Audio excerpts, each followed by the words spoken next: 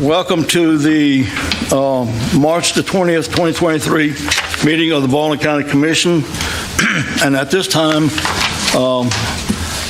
the invocation will be by Pastor Ron Reiser from the Summerdale Assembly of God, and the pledge will be by Commissioner Underwood. So y'all please rise.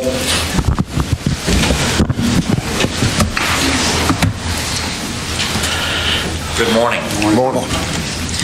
Let's pray together. Our Father, we come to you as we begin this County Commissioners meeting in the name of Jesus. And we begin our prayer together this day, thanking you for your many blessings and your protection upon the lives of the residents of Baldwin County. And we would ask that you, Lord, would continue to bless and provide for the needs of our county. And with that request, Lord, we choose to put our trust in you, as we know that you are looking over and watching over the lives, family, homes, and businesses of those who live in this county. Mighty God, we would ask this morning that you would give wisdom from above to every decision that must be made by this commissioner and by and behalf of the citizens of Baldwin County. Lord, again this morning, we would ask that your protection, safety, and guidance be over the Sheriff's Department, the local police officers, first responders, and for all those, Father, who work so diligently to supply us with what we need in this county and in our businesses. So thank you, Lord, for your continued blessings and for your continued favor and protection. And may we bless you by our lives. In Christ Jesus' name we pray. Amen. Amen. Amen. Please join me in the pledge. I pledge allegiance to the flag of the United States of America and to the republic for which it stands, one nation, under God, indivisible, with liberty and justice for all. I forgot to announce, if y'all have cell phones, could you please turn them off?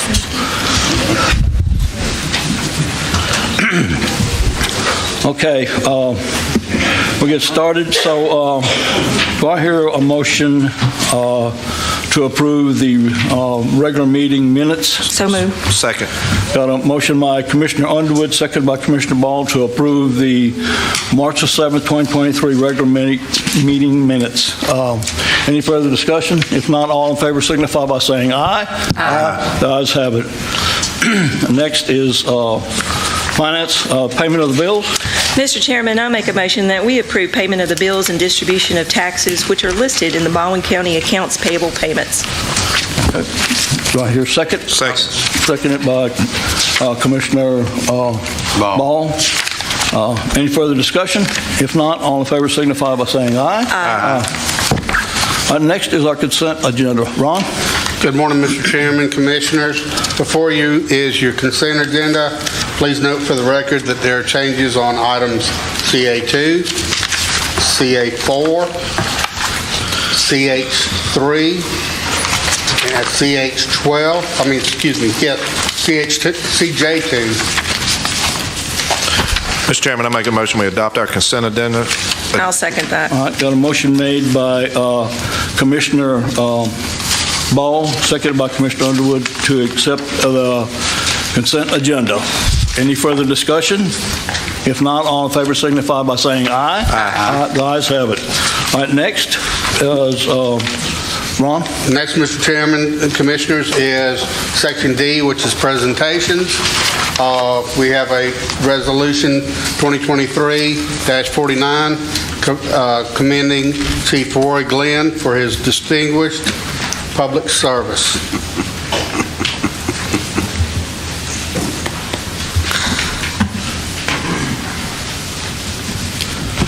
Where's he at?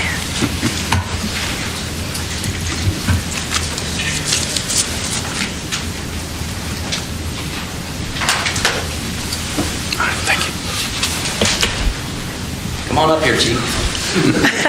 Oh, there he is, behind the pole. He's sort of surprised because he thought he was getting sworn into the 911 board today, but there's no such swearing in, I don't believe. That's all right. This is Resolution 2023-049 of the Baldwin County Commission, commending Chief Roy Glenn upon the occasion of his retirement as Fire Chief for the Barnwell Volunteer Fire and Rescue Department and for his 37 years of distinguished public service to the Barnwell community. Whereas Chief Roy Glenn first joined the Barnwell Volunteer Fire and Rescue Department as a firefighter in 1985, and through his hard work, dedication, and countless hours of volunteer service, he rose through the ranks and became the Fire Chief of the Barnwell Volunteer Fire and Rescue Department in 2002, where he served until his retirement in January of 2023. As part of his volunteer training, he also received his Firefighter 1, Firefighter 2, and Instructor certificates. And whereas Chief Glenn was considered a father figure by many of his firefighters because of the care and concern he showed for his department and its members. Under Chief Glenn's leadership, Barnwell has become an example of a first-class volunteer fire department, having earned the Fire Department of the Year award by the Baldwin County Emergency Management Agency in 2021. Whereas Chief Glenn served on the Baldwin County Fire Chiefs Association as Vice President from 1988 until 2002, and as President from 2002 until 2012, and through his involvement in the Fire Chiefs Association, he was instrumental in many initiatives that improved the fire service in Baldwin County, one being the Baldwin County Tanker Task Force, established in 2018. This task force, since its inception, has provided a valuable and much-needed service to the citizens who live in rural communities. And whereas Chief Glenn accomplished his 37 years of distinguished public service to Baldwin County while also working for Kimberly Clark for 38 years and helping raise his family in the Barnwell community.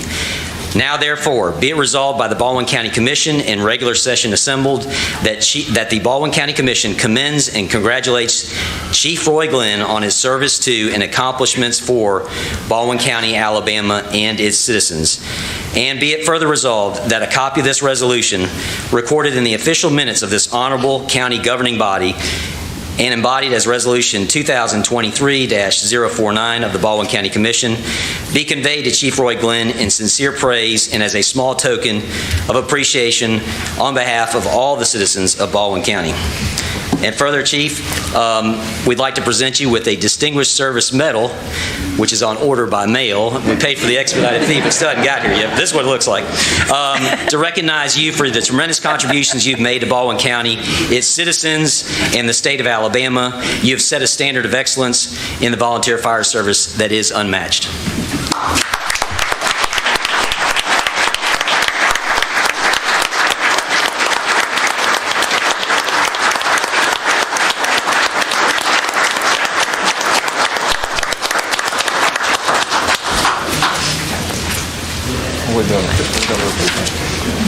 And on behalf of our department, thank you to our chief, Donald Hoffren, and all the fire chiefs that are here today to recognize Chief Roy Glenn. Thank you, guys.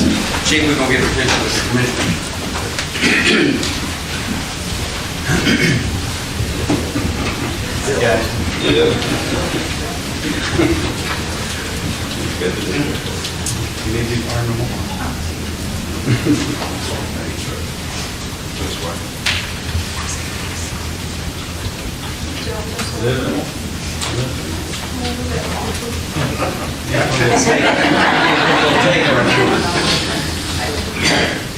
Ready? 1, 2, 3. Okay. Thanks, Chief.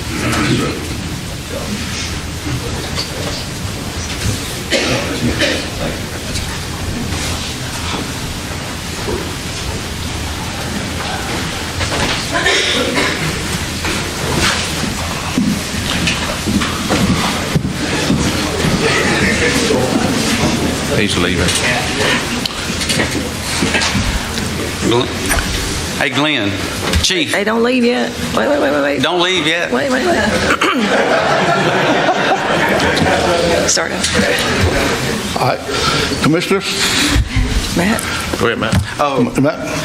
I'd just like to say, when I was a trooper, I used to work with Glenn a lot in Barnwell, and he was class act. He was a chief that everybody looked up to in the community and had a lot of respect. And volunteer firemen don't get the recognition that they deserve. And I think as a county commissioner and the commission, I think we need to do it more and look after them as much as we can. That was one of the things that I ran on, was to try to do a retention and recruitment. But it's very hard to get the way the society is now today, to get people to volunteer their time, and it's tough. But I just want to say, Glenn, thank you for what you've done for Barnwell and the county and the state. Your leadership's has been awesome, and we really appreciate it. And for the volunteer firemen that's here, thank y'all. Okay. Mr. Ball? Yeah. Thanks, Chief, for all that you do. I can remember meeting you when I first started coming around to those volunteer fire chiefs meetings, and I knew right away that you were definitely a leader in your field, and you were humbled enough to also be on the same level as the guys that all serve with you and work with you. And at no point in time do you ever appear to be superior to anybody. So that's a characteristic trait that as very few have, and you have good qualities of a leader, and it's been a pleasurable experience, getting to hang out every now and then, and sometimes you telling me what we need, and we listen, and hopefully we can keep providing for y'all the best that we can. And I can remember when that tanker task force was created, how well it worked. I saw it work a couple of times, and on the interstate especially, and that is a monumental thing. You're well respected throughout this whole entire county, and like Commissioner McKenzie said, throughout the state, as a leader in our volunteer fire community. So I'm with Matt. Whatever we can do to help y'all with this, with the more ceremonies that we can do, the more awards that we can give and stuff. I mean, it's just a small token of appreciation for something that y'all just selflessly do. So thank you again for all your years of service, and like they said, you're going to get on the 911 board today too, so welcome aboard to that as well. Chief Lynn, it's such an honor to be able to present this to you today. 37 years is a long time, and when I started running for office, I had no idea the number of volunteer fire departments that we have throughout the entire county, or total fire departments. And if I may have this number wrong, but it's something like 37 of them, so 30-something I know. And I think only about a half a dozen of those have, quote, paid firemen. So there's a lot of citizens here today. That is remarkable. And you know what? They have all these mutual aid agreements. They're there for you. So a lot of those guys that are standing back there, a lot of those guys are not getting a paycheck for what they do. They're doing it because they serve and they love the people of Baldwin County. And I know you do. I know from some of the very first meetings that I saw, you're trying to get benefits for your firemen. You're trying to, get your tanker task force done. And there was always, your fire department was always offering educational classes and things like that. So you are a true leader with a vision. And congratulations on your next step in the appointment to going to the 911 board. So guys, of all y'all that are here, thank you very much. A lot of the citizens take it for granted that, you know what, they're just going to be there, but you guys are there. You're there for the accidents, for whatever deficiency we might have in not having enough ambulances or something like that all the time. You guys take up the slack, and I appreciate it, and I know the people of Baldwin County do as well. So thank you, Chief. Hey, Mr. Chairman, can I add Yes, one more? I forgot something. Y'all also, if I'm not mistaken, Chief, y'all let people vote out of your fire department, right?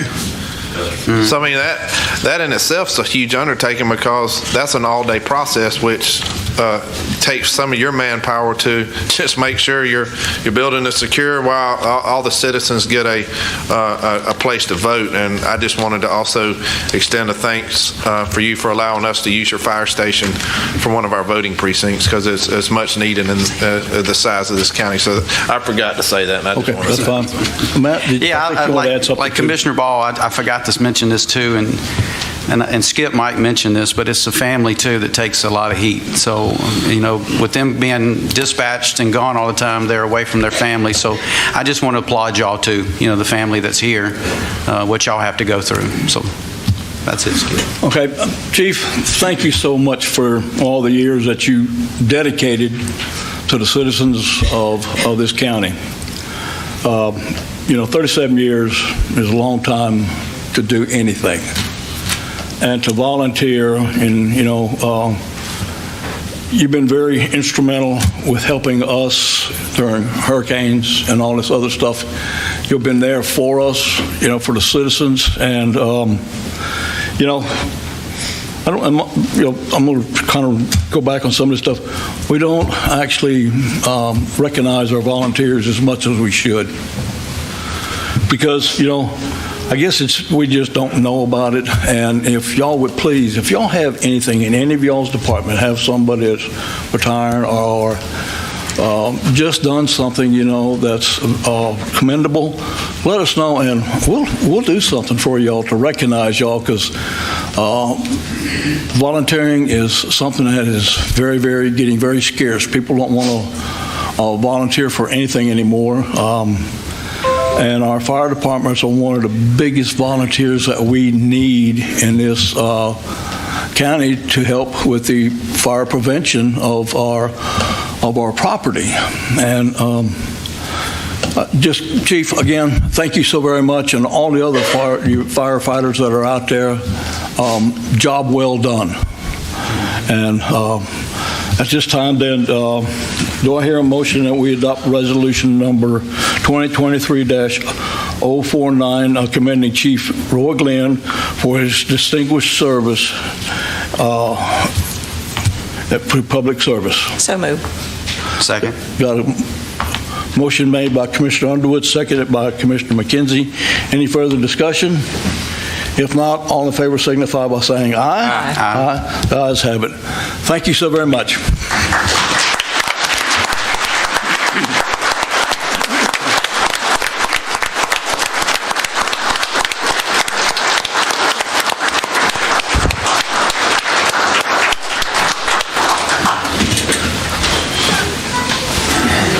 Okay. Ron? Next, Mr. Chairman, Commissioners, is public hearings. There are two slated. First is case number Z22-17, Swift property rezoning. And if you'll hold just a minute, the attorney has...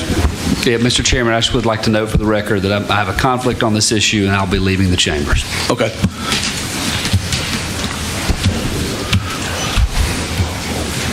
And Mr. King will do a presentation on this. Good morning, Commissioners. Good morning. If you'll indulge me just a moment, let me get prepared here. And while Buford's getting prepared, we will actually, it shows two public hearings on here. They're related to the same case, so we'll be asking the Commission to open both public hearings simultaneously as part of this presentation. Yes, sir. And thank you, Mr. Brown. And Mr. Chairman, we'll remind the chairman when we get ready for a motion. Okay. After we get through the public hearing, we'll remind the chairman about that. Good morning again, Commissioners. Thank you for having me here today. It's been a few months since you've seen me, so we'll discuss the two items on the agenda as Mr. Sink announced. And so, Commissioners, what we'll do to begin with is basically give you the bottom line up front, try to give you an overview slide of what we're discussing today. So first of all, you're going to consider a rezoning of a piece of property from B4 to RSF2. We'll explain the details. You're also considering an 80-lot PRD, which is a planned residential development, a function of the zoning ordinance. That PRD is requesting smaller lots and setbacks. It's also proposing landscape buffers. It's also furnishing open space required by the PRD. The underlying zoning of RSF2 density would be maintained. And just for everyone, reminding everyone, the County Commission is not approving a subdivision today. That's a separate process. This is the prerequisite for an eventual subdivision. As we mentioned, we would like to open both public hearings. And also, Mr. Chairman, should the PRD not be approved, we recommend, I'm sorry, let me restate that. We recommend considering the PRD first. If the PRD should not be approved, the applicant may wish to approach the commission about withdrawing the zoning change. So we'll remind the commission about that when we get to that. Also, we'll state from the very beginning, commissioners, we recognize this is a bit of a tricky application. This is a bit of a complicated application because of what's existing. So we recognize that, and we'll frame some of our comments in this presentation going forward. So commissioners, of course, we're in Planning District 22. As you're aware, the property is shown on screen. And just very quickly here, zoning map showing the zoning of the property and the surrounding properties. We'll touch on the PRD very briefly. So what we'll do is we'll go through the zoning change in detail. Then we'll go through the PRD, but what we want to do to set the table here is just show you the two drawings. These are the actual drawings you're considering for the PRD. So what you see on the left is the PRD site plan. What you see on the right is that same site plan with the landscaping features shown. We'll show that to you in a color rendering momentarily. In terms of the zoning change, here we're just simply reinforcing that the subject property, as you see right there in that violet color, is zone B4. We'll explain B4 momentarily. We have for you here an aerial image, and what we're explaining here, commissioners, is that there has been a subdivision on this property already, a two-lot subdivision. And so if you notice, I'm going to toggle back and forth. The small lot you see right there fronting on US 98 has already been created, but it's not yet showing up in the map viewer. So if you've looked at this property prior to the meeting, you're going to see the shape that looks like this. What we're considering today is the crosshatch area. Just the crosshatch area in terms of the PRD, in terms of the zoning change. So think of this as a two-layer zoning. So you have the underlying zoning of B4, the request to rezone, as well as the PRD, which is a function of zoning, as an overlay. A side-by-side comparison of your zoning map and your AL map here. Again, emphasizing going forward, the stair-step shape you see right there is the area under consideration.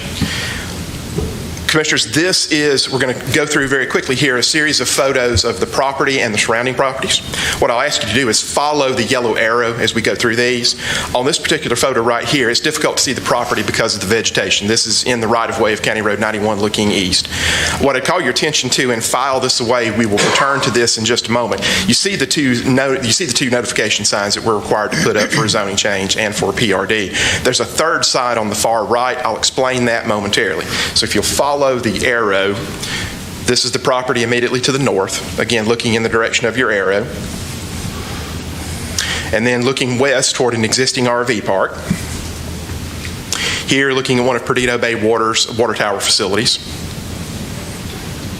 So here, in the foreground is that lot that we talked about earlier that has already been subdivided out. So the subject property would be beyond what you see here. And then this photo is showing you the entrance to Fields Crossing across the street on the south side of 98.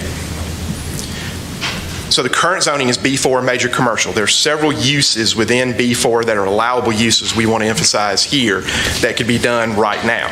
You see them marked in yellow, but we'll just go through three examples. B4 allows fast food restaurants, hotels, and also recreational vehicle parks. This particular example right here is Sugar Sands RV Park, which is on Roscoe Road close to Gulf Shores.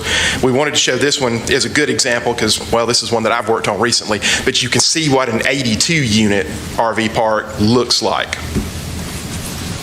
So this is an excerpt of the zoning ordinance in terms of RSF2 zoning and what it requires, and you'll see RSF2 marked there on your screen. And then also you'll notice on your screen there that there are a handful of zoning types that are allowable where you can request a PRD. RSF2 is one of those, which is marked in yellow. So commissioners, there are 11 criteria for a zoning change. What we'll attempt to do here for the sake of time, so that way we don't go through all 11 through them one by one. What we'll try to do here is summarize all 11 in one slide. So this is not in the agenda packet. This is something we made for just this meeting. So again, what we as staff are really asserting is that RSF2 zoning is more compatible to B4 zoning. You do see developments like this at an intersection, at a major intersection such as 91 and 98. Staff is asserting that RSF2 is going to be a much better transition from the nearby commercial at that intersection to the rural area. Much better, is a much more compatible transition than B4. Also, we mentioned earlier the sign, the third sign on that piece of property we were looking at. So we have gone through the pre-application process for a 206-unit RV park. They've gone through the pre-application process. That is a sketch plan process, as we call it. That alone was was more than $10,000. So that pre-application process has been carried out. With B4 zoning, they could apply for that actual RV park today. That would go through the Planning Commission for that type of approval. So that is a very real possibility on this piece of property. There are also other rezonings. We went through it kind of quickly, but there was to the properties to the south where we saw Fields Crossing. All that was zoned to RFMS 6 several years ago. So that's allowed intense residential subdivisions in terms of density. Just reassuring everyone, the drainage improvements, the traffic study, any intersection improvements, that goes through the subdivision process should this carry forward. Also, as a part of any type of zoning change, we notified the Board of Education, ALDOT, U.S. Army Corps of Engineers. They were all notified through this process as we would any other type of zoning process, and they had no comments. Out of that 11 criteria, there was one that is in A because it allows us to add additional information. But then the only one of those 11 criteria that does not recommend approval is the future land use map from the 2013 master plan, because it recognizes commercial on that piece of property. And what I would say, commissioners, is basically we don't give that a lot of weight, because you're talking about a 10-year-old map reflecting an 18-year-old rezoning. Staff acknowledges, we're very, very clear about this, that most approval factors described in this staff recommendation are a byproduct of the existing B4 zoning on the subject property. So we're having to look through this through the lens of what's there and what could go there and what could go there and how compatible that is. If this were a brand new project coming out of the ground, if this was an RA or an RR zone property, staff's recommendation might be different. But we're evaluating what we have in front of us. I'll flip through the 11 factors very quickly here, commissioners. We won't comment on each of those. We can go to anything we need to when we're answering questions. Future land use map is what we talked about just a second ago, so we'll go through those criteria.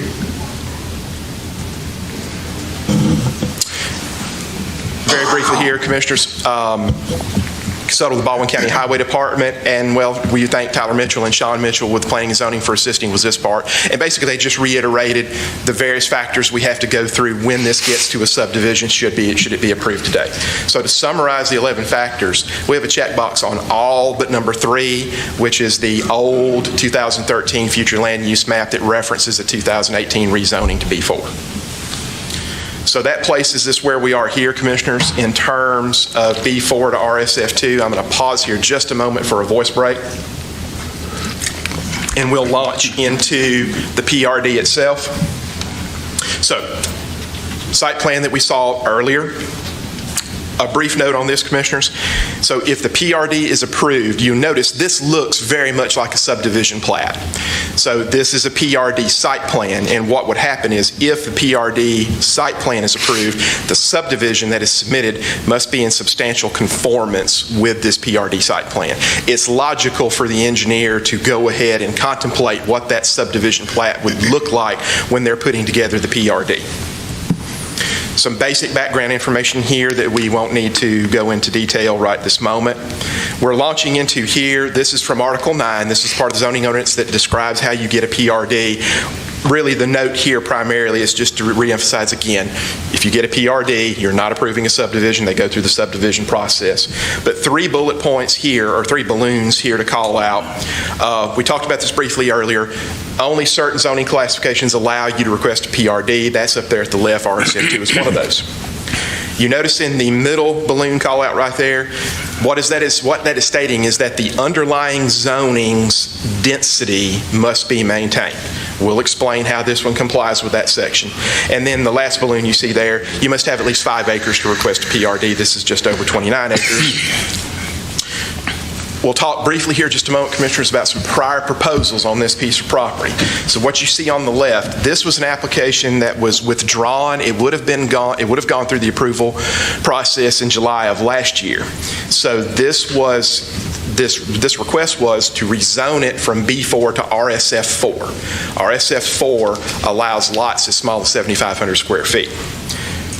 The supporting document that included in that zoning change request is this preliminary layout for a 93-lot subdivision. That was withdrawn.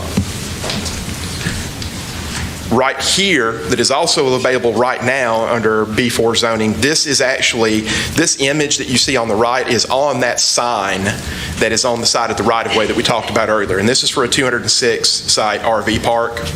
And this is the one we talked about earlier that the developer has gone through the pre-application process. So they could apply for that today if they wished using B4 zoning. So Commissioners, here this is just the site data table. Very similar to what you see on a subdivision. This is the site data table for the PRD. I'd call to your attention here the density requested. We're going to explain that in greater detail here on this next slide. So what you see on the left is you have RSF2 versus the PRD that is being requested today. So just to go through it very briefly, RSF2, you see the minimum lot size of 15,000 square feet, 80-foot lot widths, and you see your setbacks right there. That 15,000 square foot lot size calculates to a density of 2.9 units per acre. You see the PRD on the right, the small lot size, 6240, the 52-foot wide lot width, and the slightly reduced setbacks. On this PRD, following RSF2 underlying zoning, that equates to 2.7 units per acre. So that paragraph we saw in Article 9 is demonstrated compliance by the request before you. You see we've got them marked right there. Let's talk a little bit about PRDs from a procedural standpoint and a theoretical standpoint. PRDs are used to exchange reduced lot dimensions for a higher quality development. There are things a PRD requires that you wouldn't normally do in a normal subdivision, not required by the subdivision regulations, not required by the zoning ordinance. It is the approving body that decides whether or not this exchange is appropriate. So we'll give you some examples here of things you would see in a PRD you may not see in a typical development, such as open space requirements. The developer will explain that and we'll summarize it as well. Certain amenities, landscaping, walking paths, etc., are certain items furnished by the developer in a PRD. So Commissioners, what we'd like to do here is invite SE Civil Engineering. Mr. Aaron Collins should be presenting on behalf of SE Civil. We're going to invite them to the podium and I'm going to switch to their presentation. And if you'll indulge me just a moment to make that switch over.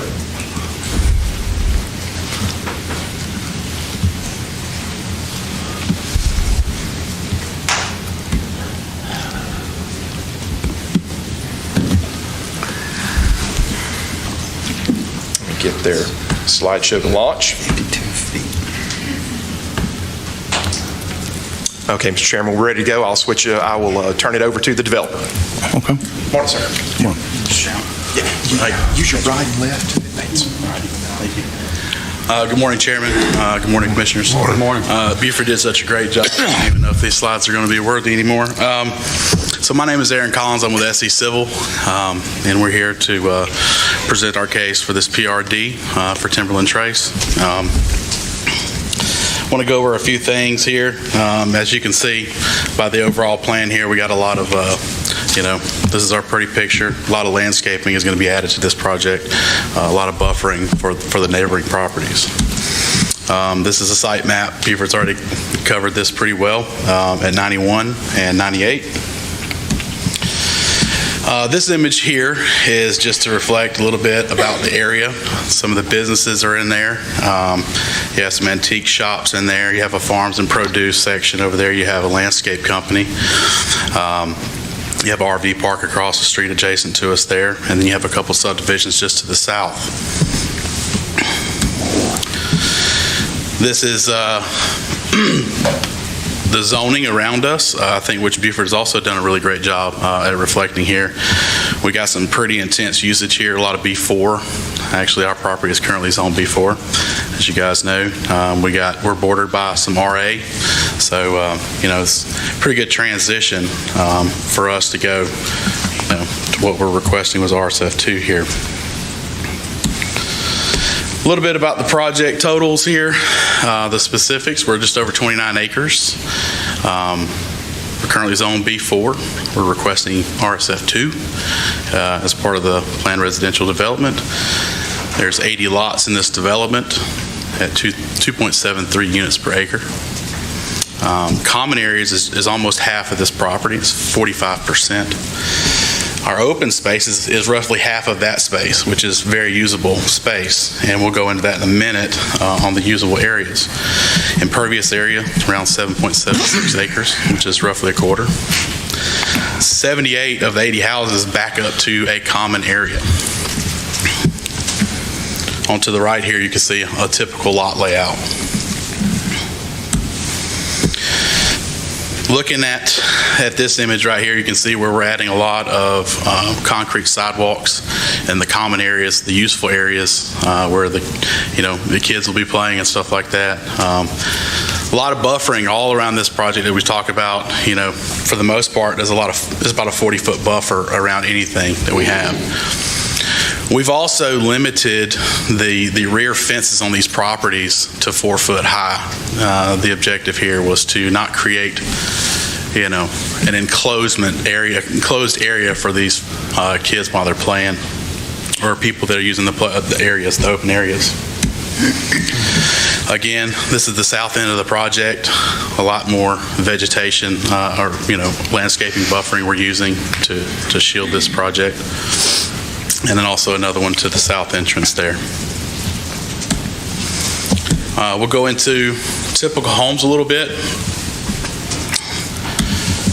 So these floor plans range anywhere from around 1,500 square foot to 2,500 square foot. This one's the Aria. It's a 3-bed, 2-bath, 1,700 square foot. The Cali, which is around 2,400 square foot, is also a 4-bed, 2-bath, 2-car garage. The Freeport, it's a 1,500 square foot floor plan, also has a 2-car garage. The Ryder, 2,000 square foot, 4-bed, 2-bath, 2-car garage. And we have the Hayden, which is a 2-story, 5-bed, 3-bath, 2-car garage. So in summary, we're just over 29 acres. Current zone B4. We're asking for RSF2 and our PRD. Common areas 45%. Open space is 7.62%. 78 of the 80 houses back up to common area. We're adding lots of vegetative buffers. We have large HOA maintained play areas, and this is a medium density project, and we feel like it's a great transition from commercial. And I'd be happy to answer any questions you guys may have. I don't have any, Mr. Chairman. All right. Any questions from you? Okay. With that, I'm going to go ahead and call the public hearing to order for case number... Thank you, Commissioners. Thank you. Case number Z22-17, Swift Property Rezoning, and also case number PRD 22-3, Timberland Trace Planning Residential Development, PRD. And Mr. Chairman, if you'll allow me, we have probably 5 more concluding slides. And so we've got the public hearing open, but if you'll allow me, I'll finish this so that way we can put on screen your staff recommendations. Okay, sounds good. So I'm going to return back to our slideshow. We'll pick up where we left off. There we go. Get this to relaunch.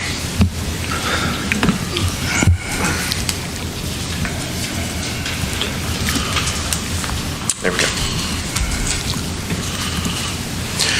Okay, Commissioners, thank you for allowing me to return back to the podium. And so summarizing, we just want to summarize a couple features Mr. Collins talked about in his presentation. So what you have on here is just basically summarizing the open space that Mr. Collins talked about. What we wanted to present for the County Commission is staff's analysis of that open space. And so what we are at the staff level, the green areas that you see on here, based upon our analysis, are the usable open space available, which does comply with the requirements of the PRD. And here, basically just underscoring what Mr. Collins said in terms of they have a note here on their plat, on their drawing, indicating the 4-foot fence height. Also, the walking trails are marked there. We're going to have a condition of approval that we'll get to momentarily about those walking trails. What we're emphasizing here, Commissioners, is this is that landscape drawing that you saw earlier, but we've color-coded it. So there's a couple features here. We'll stay on this for just a moment. The Commission will recall that we made some amendments and revisions to the zoning ordinance back in October of last year. Whenever you have a rural subdivision against agricultural and rural zone property, there are certain landscape buffers that kick in. So they have reflected on their landscape drawing both those areas.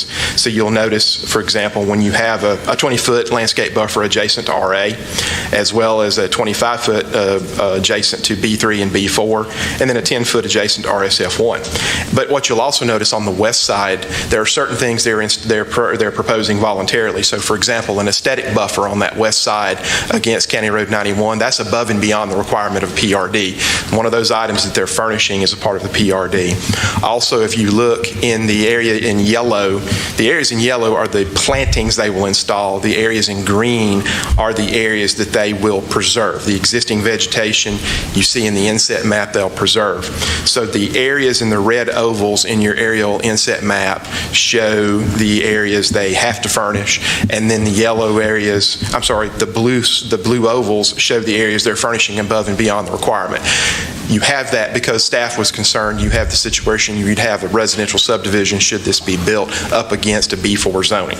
And so that normally the developer of the B4 furnishes that landscape buffer. This would be done by this one should it get built. And moving on, a PRD does require you to produce a drainage narrative, which is very similar to what you would see at a preliminary plat. And so what we're emphasizing here is that that initial engineering has been done. And you'll see they give us, similar to what we see that this commission doesn't see very often, is pre- and post-development flows. They're calculating peak flow, having their engineer take a look at that, and showing us that the peak flows post-development are less than or equal to pre-development, which is what you see in that column on the far right there in in red. And then you see their actual retention areas in the green, blue, and yellow on the drawing on the right. So, Commission, let's go through the Planning Commission recommendations. So the Planning Commission, by a 8-0 vote for both items, recommended denial of both the zoning change and the PRD. And we'll explain here, trying to summarize the Planning Commission's take on the project. And they basically based their denial on the Planning Commission asserted that that RV park, which would be allowable on this, may be more appropriate than a residential neighborhood with small lots, where you have lots in the 6,000 to 7,000 square foot range. And as we saw, the minimum lot size on the site data table was 6,240 square feet. And also, they disagreed with staff, which they certainly may, that staff's assertion that the B4 zoning is an inappropriate zoning, basically an incompatible type of zoning. Really, the Planning Commission just didn't feel as strongly as staff that departing from the B4 zoning was a strong enough case to warrant making the change. So that's some insight into the Planning Commission's recommendations. In terms of staff, both cases were recommended for approval to the Planning Commission. So in terms of the PRD, we'll cover that one first. Staff's recommendation remains approval. We're memorializing the two conditions of approval, that the walking trails that we saw earlier shall be constructed of 5-foot wide concrete sidewalks, typically what you see in a right-of-way. Also, that recommendation of approval is conditioned upon the approval of the zoning change. So the PRD can't function unless the zoning change is also approved, because you have to have RSF2 or a similar zoning type to have a PRD. And then we're also recommending approval of the zoning change to the County Commission as we did to the Planning Commission. So Commissioners, with that, I am happy to answer any questions based upon staff, and then I'll leave my computer here if you would like to get the applicant to return to the podium as well to answer questions. Okay. Commissioners, y'all have any questions on this so far? I don't, sir. Okay. All right. Well, I guess then we'll move into the public hearing part. Ron, have we got anybody signed up? Yes, Mr. Chairman. I'd like, before you do that, if y'all have got, I know y'all are all here for the same thing, and have y'all appointed a spokesperson? Okay, and then what I'll do, I'll let the spokesperson speak, and if anybody else wants to add something, I'll allow that, but I want you to be very short with your comments. So, because I want everybody to be able to, I don't want everybody to speak, but if y'all got a spokesperson, but if somebody else has something else want to bring up that was missed in the presentation. Okay? Yes, Mr. Chairman. Community spokesperson, Mr. David Williams. Mr. Chairman, I'm going to be seated, and I will move the slides for Mr. Williams. Okay. I'd rather move it myself, please. Thank you.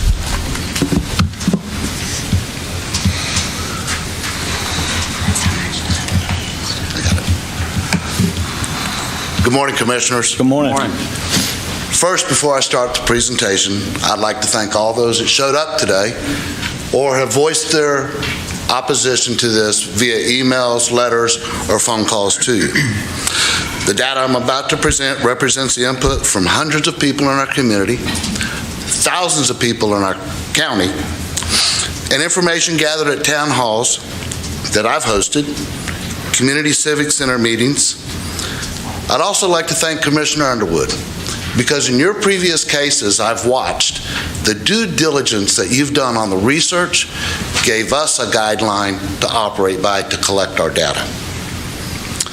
We have done our absolute best to validate every single thing that we are presenting today as factual. And to make it a little bit easier, I'd like to ask members of the community that oppose this, please stand up. If you're standing up, raise your hands. Okay? I'd also like to give the same side for members of the community that are for this. Please stand up or raise your hand. Okay. Thank you. Thank you very much. I am David Williams. I live at 32246 Bartell Street, Alberta, Alabama, 36530. I would like to make the Commissioners aware that on April 18th, 2023, you will hear our text amendments to Planning Districts 22, 29, and 33 currently in progress, which as submitted would prevent this type of subdivision in our planning districts. These amendments are for the most part duplicate ordinances which have been approved by this Commission. The Board has established precedent with similar duplicative ordinances. Baldwin County has paid design workshop to help with updating our vision for future growth. Here are a few points taken from their introduction, public surveys, and analyses. On page 15 and 16, creates and fosters a coordinated vision and goals with the cities while respecting the citizen-driven zoning process. On page 20, area of concern by 83.7% of citizens was loss of rural lifestyle, unplanned and unregulated growth. These rezoning applications do impact the rural character of this community. On page 22, 92% of citizens agree that tools to protect rural areas of the community are needed. 91% of the citizens agree that there needs to be growth limitations and standards of development within our rural areas. On page 38, the number one area concern is traffic congestion. Just from November through March, there's been 13, actually, I was informed of one this morning at 91 and 98 yesterday. So there's been 14 accidents that I know of on this stretch of Highway 98, including 2 fatalities, including 2 accidents involving our Baldwin County Sheriff's deputies. Not their fault. On page 83, it describes density. Medium density as being 1.5 to 2.5 houses per acre, traditional density being 0.5 to 1.5 houses per acre, and rural density is 0.5 houses per acre. On page 111, the intersection on Highway 98 and County Road 91 is identified as a rural crossroads center. It identifies this area as a moderate development, which is rural, 0.5 houses per acre. The proposed applications do not meet any of these visions. In fact, they exceed what is identified as medium density. On page 84, based on community input in keeping with smarter management, growth should mostly occur, number one, within municipalities, number two, within jurisdictional planning areas that have zoning, infrastructure, and community services. Number three, within areas that have adequate roads and community services that are not prone to flooding. That's directly to the east of these properties. On page 100, Highway 98 is identified as a road of scenic character, which 78.7% of our citizens thought it was important to maintain. When you drive from the Lillian Bridge to the Beach Expressway, 11.8 miles, there are only two subdivisions on Highway 98. One of those is the recent completion of Prairie Fields Crossing, zoned RMF6 in 2005, which was built in violation of the Baldwin County subdivision regulations. Appendix 6, 1.2.b requires a traffic impact study for any subdivision that takes direct access to a collector or arterial roadway. Fewer than 50 homes does not apply in this matter. AlDOT would require acceleration and deceleration lanes based on accessing Highway 98 with a 55-mile-an-hour speed limit of a subdivision. This has been brought to the attention of Matthew Brown. The other subdivision is Sandy Creek subdivision, west of Alberta, which has a 1-acre lot restriction. In my research, I've spent many hours on Baldwin County GIS maps trying to find parcels in districts 22, 29, and 33 as small as proposed parcels. Planning District 22, where the current applications are proposed, it is hard to find parcels smaller than 1 acre. And if you do, most of those being multiple parcels owned by the same family. Overwhelmingly, the majority of the parcels are over 1 acre. Of the parcels in this proposed development, only 16 of 40 meet RSF4 lot sizes. The other 64 are smaller than the 7,500 square foot lots. The majority of lots are 6,200 to 6,400 square feet, the smallest in this planning district, as well as 6-foot side setbacks. Yes, 6 feet. The reason why we enlarge setbacks, because we would lose a whole subdivision in a fire. That being so close. To give you an example, if we took Matthew Brown and put his feet up against a house and laid him down, his head sticks across the property line. Poor Matthew. Is this going to be the new norm? Think about water runoff, fire, health, safety, welfare. This development is not compatible in our area.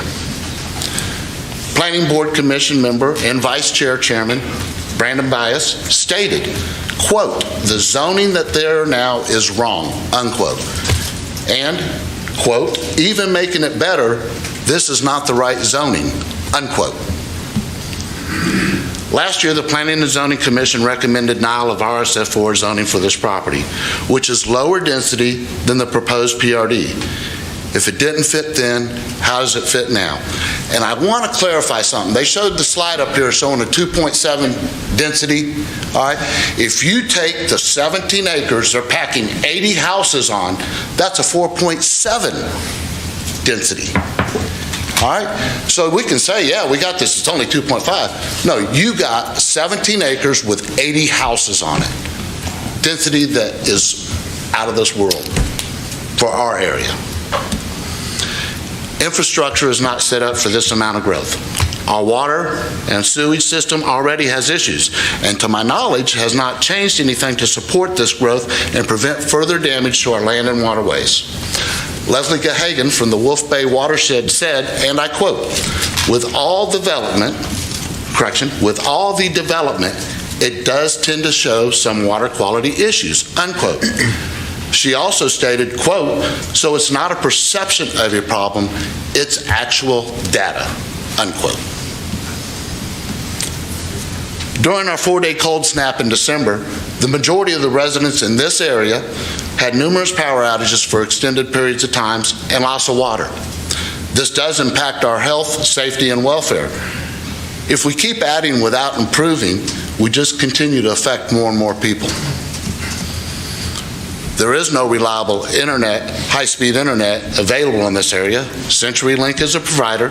Verizon and T-Mobile no longer allow the home internet packages in this area due to overloading. If you read Brightspeed's letter in the application, they're not committing to providing acceptable service to the area. They are, quote, going to look into it, unquote. And volunteer firefighters are the greatest in the world. They always take 2 cars everywhere because when the husband has to leave, go somewhere, their partner has to remain behind, no matter it's a wedding, birthday, or whatever. Our volunteer fire department has the highest number of calls for any volunteer fire department in Baldwin County, over 1,000 calls per year.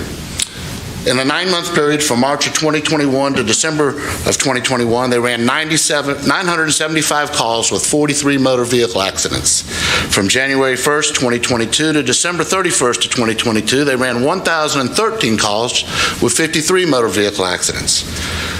And from January 2023 to 16 March 2023, they've ran 112 calls with 13 motor vehicle accidents, and like I say, we're going to increase that to 14 due to the one yesterday. We would have to move to a paid volunteer system to get the protection and services we and future residents will expect. Health, safety, welfare. Emergency response times, ISO ratings, insurance rates are negatively impacted by this rezoning. We still have a flooding problem to the east of this proposed development on the north and south side of Highway 98 since Prairie Fields Crossing was developed. The proposed property is directly across Highway 98 from Prairie Fields with roughly the same elevation. This will only compound the problem. Here are the results of engineering at Prairie Fields Crossing by SE Civil and approved by our Baldwin County engineers.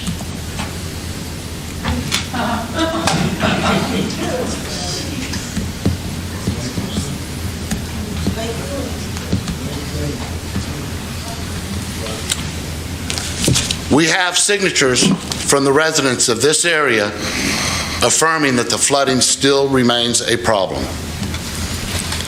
What about protecting the rights of our current property owners from results like this? Our emergency services have not been increased to support these new developments, which puts all of us and our properties in this area in peril. Health, safety, and welfare. Alberta High School was set up due to the overcrowding at Foley High School. As of today, it is already overcrowded with about 33 students per class. With 391 students currently enrolled, the student-teacher ratio is 19-1. That is higher than the average Alabama student-teacher ratio of 17-1. If we add 80 or more students, that's about a 25% increase, meaning a 22-1 ratio, which would be the highest in the state of Alabama. We understand growth will take place. Growth is currently taking place. We have a subdivision going in at County Road 93 and Bartell Street. Several of our Bartell residents showed up in support of this subdivision. There's developments at County Road 93 and Sunset and County Road 91, Sunset and Faircloth, 5-acre and 10-acre lots. These are compatible with the development of this area. The proposed rezoning is not compatible with our area. There's County Road 93, where just last week they poured a brand new slab for a house. County Road 93, where a house is under construction. County Road 91, house under construction. Sunset Drive, house under construction. And again, Sunset Drive with house under construction. If you noticed in all those pictures, there was a house and a whole bunch of acreage around them, not on top of each other. So how does this development improve our community? It does not. It only takes away from why the majority of us who live here, our largest financial investment, our homes and our land in this rural community are because of the rural way of life, not high-density housing. Here's an aerial view of the subject property. This is looking west-southwest. That is looking to the east. That's looking directly to the south.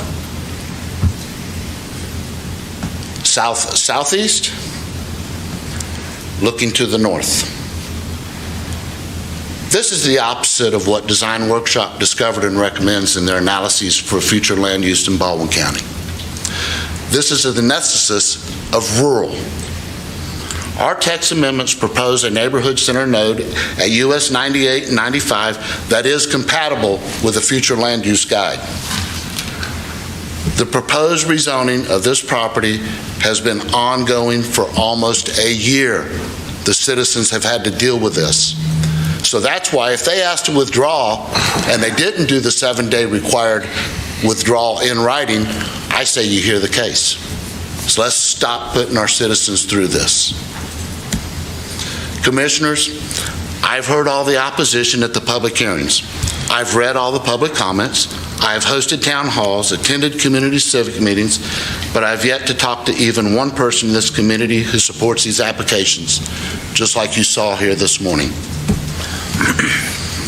If you were to approve this, you would be setting a precedent for this to continue and decimate this rural community, land and waterways.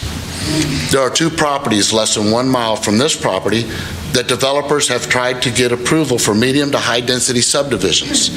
If you approve this, expect their applications before you real soon.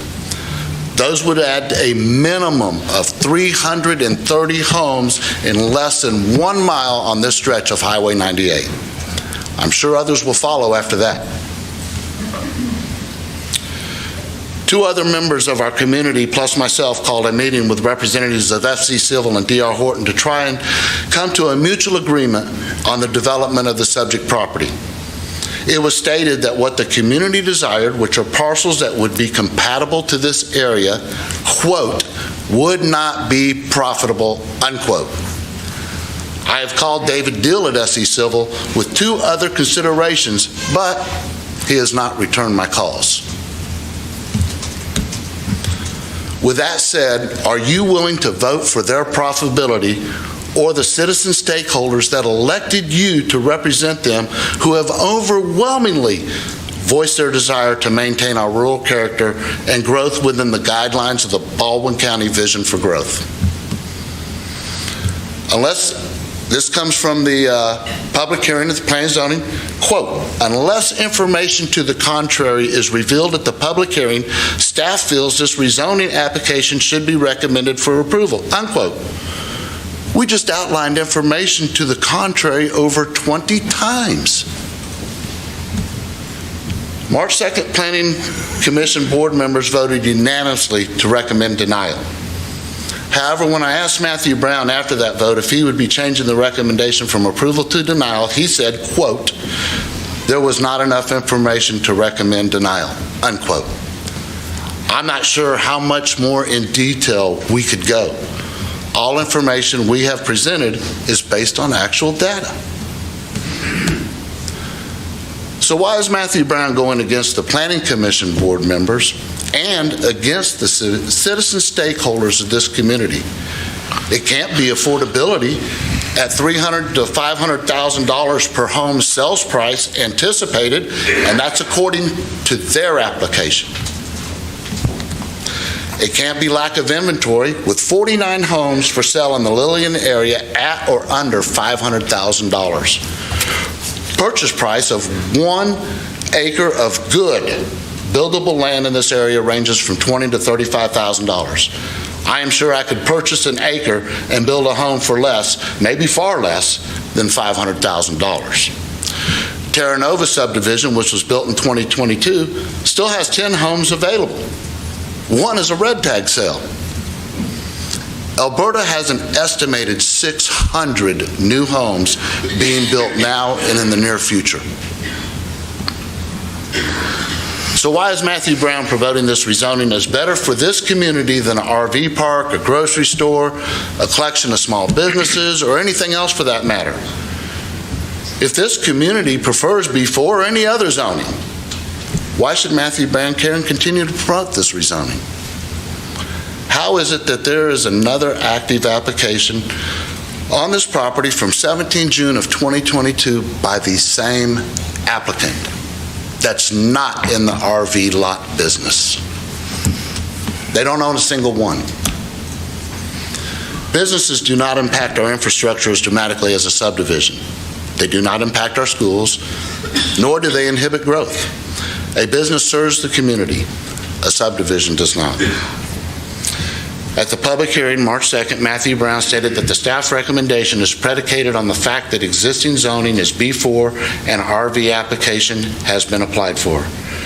In one of our first public hearings on this property last spring, Matthew Brown stated we should address the compatibility of this rezoning.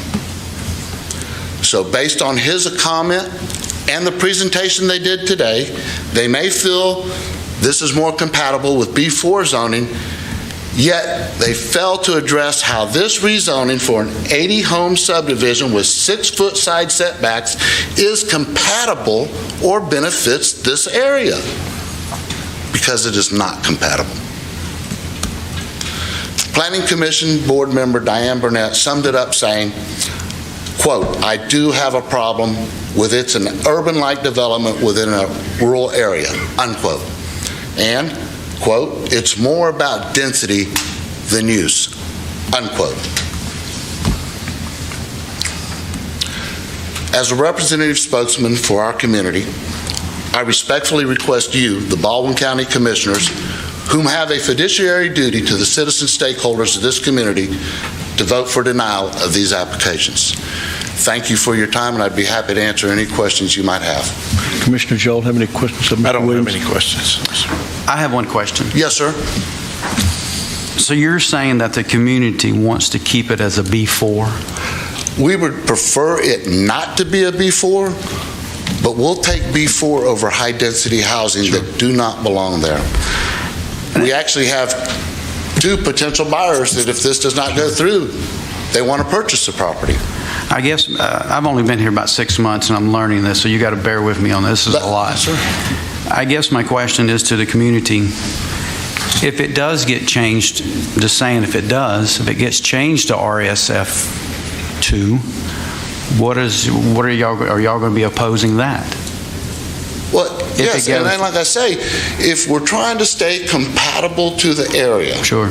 All right, so what we presented with SE Civil and DR Horton, our first recommendation was 1 acre per lot. Nope, can't do that. Next recommendation, RSF1. All right. They said that one of the biggest problems is the cost with all the sidewalks and roadways and all that. In our planning amendments meeting and talking to Matthew Brown, that's one of the things we asked for. In a rural subdivision, let's not stick the requirement of sidewalks to reduce that cost for development. Oh, no. No. No. Yes, ma'am. That's a quality of, look, if anybody would like to put a halt on something, I'm a farmer's wife, I get it. Mm-hmm. But taking out what makes a development a good development is, I know, we just don't want things to change. Right. Okay? I get it. But taking out sidewalks? Well, you want your children to walk in the streets and you guys to walk in the streets? Did you see those aerial photos? I don't want to get into argument with that, but that's not a way to... Affordability is a word that, I'm in meetings and meetings with people about affordability, and this is really not the place to talk about this, but really and truly, you can't, it's hard because, what is affordable? So I don't know, but, I sat on planning commissions for 22 years, okay? And we have cycles going through, and I know you mentioned a lot of things in here about, how many available houses and that kind of stuff. Well, that's the risk the developer is taking if he wants to put houses out there for sale that may not sell. At one point in time, there were 16 platted subdivision lots in the city of Foley. Well, that was like 10 years ago, and look where we are now in Foley. But I'm just saying that the only thing that I wanted to say is that there was a few things in there that you said, and you can beat up on Matthew Brown if you want to, but I'm not beating but up you on said, him. why is he doing these things? Why is he doing these things? He's doing his job. If you came in and you wanted to subdivide or develop your piece of property, they don't treat anybody special. And I would bet you these developers will tell you that they really give them a hard time a lot of times, just because they want to make sure they do the best job that they can. I can't base something based on something I like it or I don't like it. And there was a lot of issues that you brought up in here that they have addressed those things, but Matthew's not, it's not personal for Matthew. He's doing his job, and I really think that you beat up on him pretty bad in your comments. But if it came across that way, I apologize. Thank you. I feel like I have a pretty good relationship. Well, thank you, because it with did Mr. come Brown, across and I that do. way. But when you're talking about removing sidewalks, man, that's something I have fought for a long time. I've had developers look at my face and say, I can't build this house because you want me to put a sidewalk in front of it and that kind of stuff. But anyways, that was why I raised my comment right now, was because of sidewalks. Okay? Yes. And then there was another comment that was in there that said that they had applied for it, and then RSF4, and now they're applying for this. Why are they allowed to apply? That one was withdrawn. So if you withdraw one, you're not under that stipulation. I understand that, But you didn't say it like that. Okay, well, Commissioner Underwood, what I would like to convey to you, I've lost 2 neighbors for no other reason than this proposal of development in the last year. We have gone through this for last year. I own 3 businesses, full-time job, and doing this, all this research and compiling this, it's like another It's exhausting. job. It's exhausting. It is. Okay? But I'm going to tell you something that, I don't know. I guess it just struck a nerve when you told me about sidewalks. I have fought for sidewalks for years, but go ahead. I'm going to stop. All right, let's get back on track. Any other questions of Mr. Williams? No, sir. Okay. All right, do we have anybody else signed up on? Yes, You Mr. wanted to Chairman. speak, didn't you? Did you sign up? You're going to have to come to the Okay, microphone. come to the mic, please, and get your name and everything.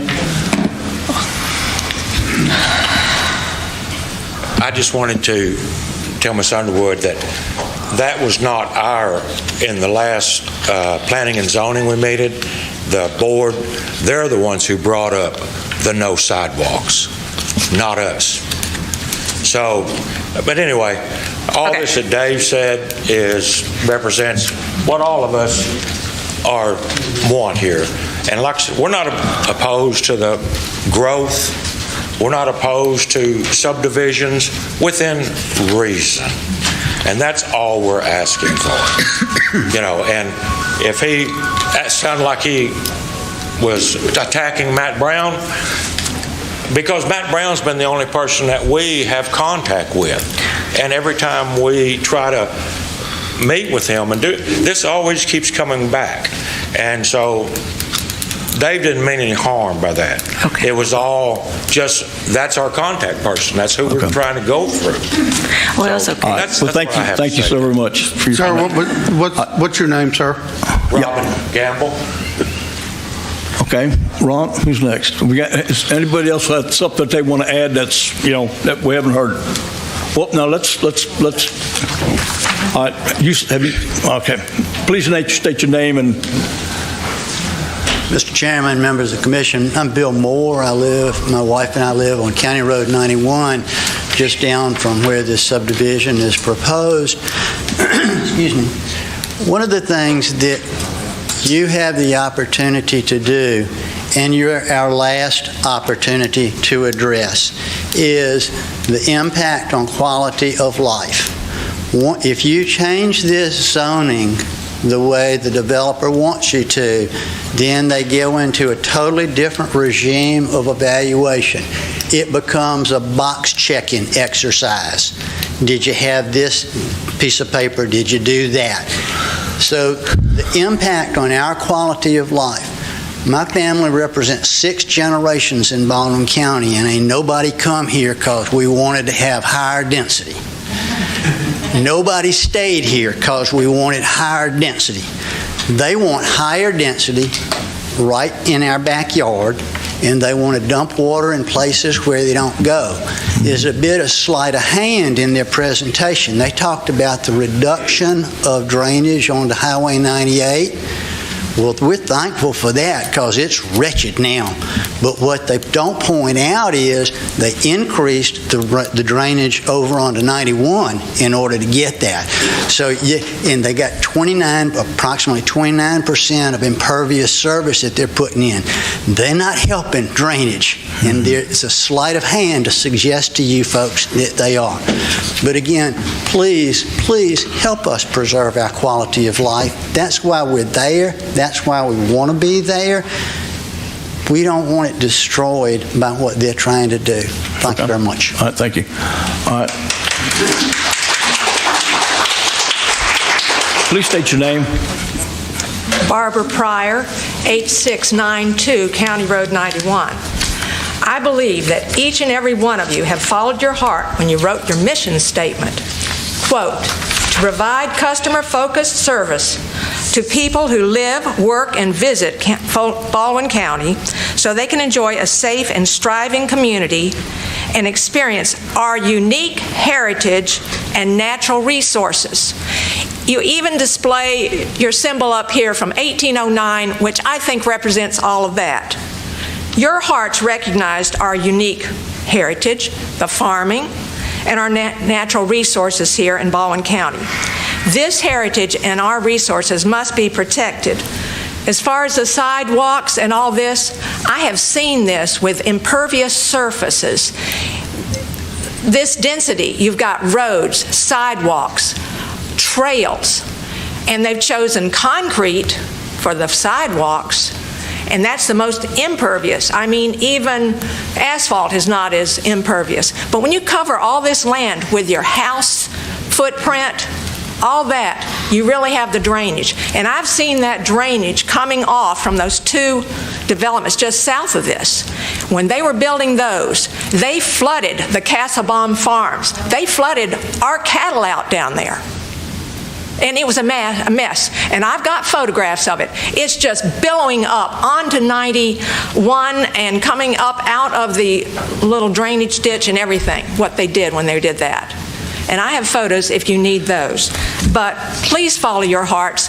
Recognize the history we have here. And again, we're not against development. We're not against people having homes here. But you just can't do this. And what it's going to do, we recognized our firefighters today. I've sat in with some of these volunteer fire departments and recognized and heard what they need because they are volunteers and they don't have the money, and they're out after getting some donations to provide to protect us. And imagine what their jobs are going to be, and all the rest of our people who serve us. So follow your hearts. Thank you very much.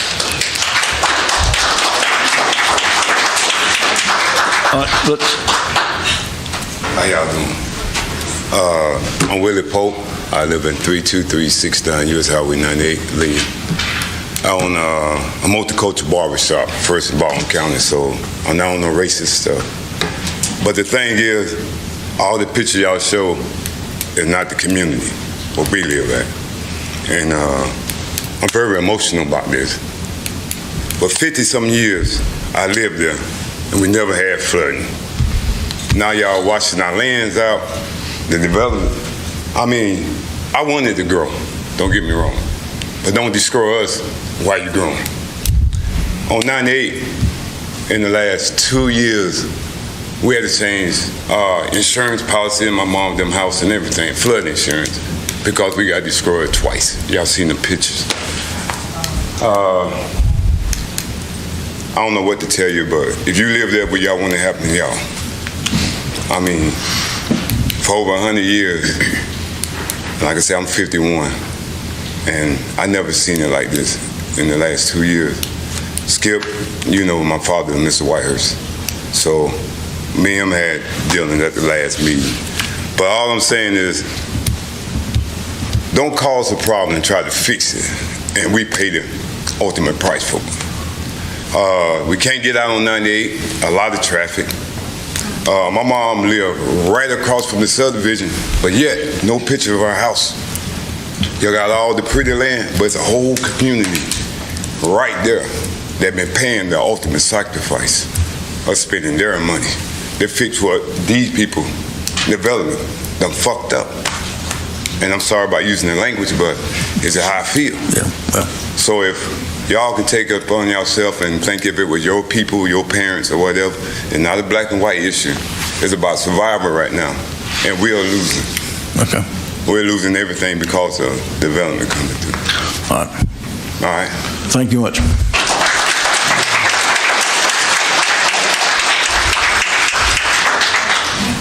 Please state your name, please. I'm Henry Castlebaum, 31994 Pitts Lane, and we've lived there 101 years. And where they're going to drain that water, it's right across our farm. And we're going to take damage, big damage. And then it's going to go across 98. It's going to go across some more of my property, which would make it 200 acres. It's going to affect us. And that piece of property, what they're going to develop, that is wetlands. I farmed it. I know it's wetlands. And the farm right next to it, before it was developed in housing, there was crawfish in that ground. That's as wet as it is. And the Lithium Waterworks, they done a survey. That's the highest point in Lillian, Alabama. That's why the water tank's there. Okay, who's going to be the liable one whenever they damage us from our crops, what we have, and the devaluation of our property? Who's going to do that? We're going to be hurt bad. And there's not only us, there's other people in the same fix. This gentleman was up here just now. That water's going to go right through that community down there. And that's going to go through their houses and everything else. Okay. Now, I don't know. I feel like y'all are going to take note of this and make the right decision on this, that we don't have to have this up there on top of us. They're going to drain water on us. We can't drain it away from us. It's going to go across our farms. And it's all uphill. We're downhill from them. We can't help it if they're going to drain this water on us. Okay. All right. Well, anything else? Thank you so very much for your comments. Thank you for letting me speak. Thank you. Okay, thank you. All right, Ron? Yes, Mr. Chairman. Miss Beth Love. Beth?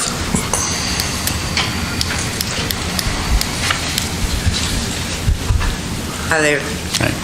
Beth Love. I run a business right at the corner of 98 and 91. First of all, very dangerous intersection, needs to be fixed before anything else happens. But I also want to talk about commercial property in our area. We need some commercial property in our area for the people that are already there. Everybody crosses the bridge and goes and shops in Florida. It'd be great if we had a grocery store there. I mean, I'd love a Chick-fil-A. We need that type of business in our area also, not a subdivision. Thank you. Thank you much. All right. Does anybody have anything? Does anybody have anything else that they want to add? That I have a question. Okay. Please come to the.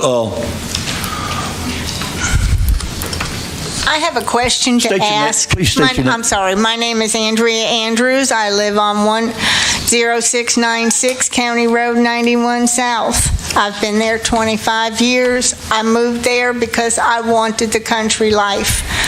But I have a question. They have for D.R. Horton 2.7 houses per acre. Okay, how do you make 2.7 houses? To me, that equals 3 houses because it's past the 5. So we're talking 3 houses per acre. All we're asking for is the least 1 house per acre. Keep the subdivisions in our rural way.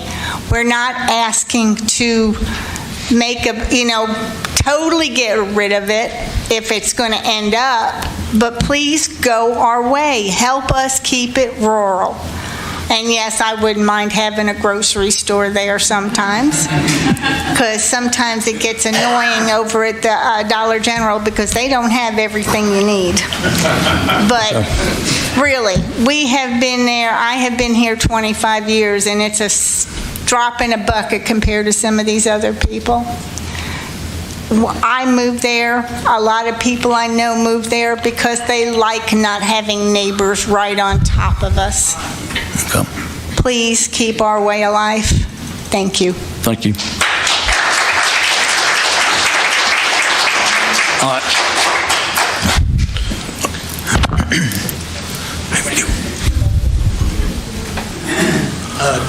David Deal with SE Civil. Just really quick, Ashley Campbell looked at the property and said that there were no wetlands on the property, so I want to clear that up. The drainage pictures that you saw are on the south side of 98 down the road. There is a huge drainage problem. Joey and Aldott have been looking at that. This property's on the north side of 98. That drainage will stay on the north side of 98. Traffic, obviously, we will have a traffic study, and that will address any issues, and between county staff and Aldott, any improvements that need to be made will be made. I also take a little bit of issue about some of the comments about SE Civil, county engineering staff, Aldott staff. When we submit one of these things, beating up on Matthew is our job. They put us through the ringer. They make us submit all the documentation, all the supporting information, calculations. It's a very grueling process, as it should be. Then the county engineers review it, and they comment and make sure it's up to their standards. You have somebody look at the wetland. This all goes through a very grueling process in the county, as well as, in this case, Aldott will be involved. So it's not like we get an approval and we just go do what we want. This is all looked at extremely close, and the developer has to adhere to it. And yes, the developer does want to make a profit.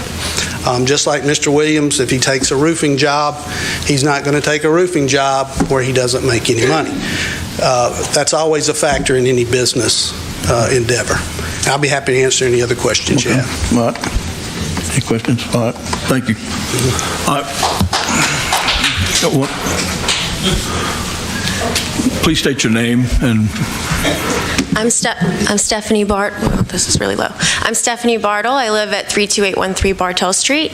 I'm also a farmer's wife. My husband's family has been farming that area for almost 100 years alongside the Cassabaums. We have property, or did. We're selling it now because, desperate times. It's southeast of where they're proposing this subdivision, and due to the subdivision that has already been made just south of that, we have huge washouts in our fields, and we have to farm around it. And so we're losing money as farmers because of the drainage issue. Not only the damage that it's done to people who currently live beside that, but I also wanted to, because I know the water issue is a huge issue, and I know Aldott is trying to work to fix it. They've made some improvements. It still is a problem. It rained, I don't know how long ago. My yard is still soaking wet. My pigs are underwater, which is also an issue for us as far as sanitation. I have 4 kids currently enrolled in Alberta Elementary, and although the class size was noted as 19, of all 4 of my kids, their class sizes are between 22 and 25, and because of that, their grades have suffered. I have met countless times with the principals, with the teachers to try and get some kind of help, but they are in over their heads. And so adding the subdivision will only make the situation worse. Not to mention the medical side of it. If you have an emergency, it is well known, do not call an ambulance because you will be there waiting for an hour. There is only one station east of 59 for MedStar, and they don't even stay there because they can't meet the requirements. So they just find a place to stay and they sit in the ambulance that entire time. I know this because my husband's a firefighter with Gulf Shores. They don't even rely on MedStar. They have their own ambulance unit that they have to use multiple times to even run MedStar's own calls that aren't associated with them. So this would also increase that problem tenfold. And so I know that y'all are all doing your jobs, they're doing their jobs, we are doing our jobs, and we are emotionally invested. That's why all of us are angry, upset, heated, because we are so stressed about how this is going to impact not only our families, but the people who are currently moving into this area. And so I just thank you for your time, for hearing all of us and all of our concerns, and I hope that you consider denying this request because it is going to extremely negatively impact our community. Thank you. Thank you.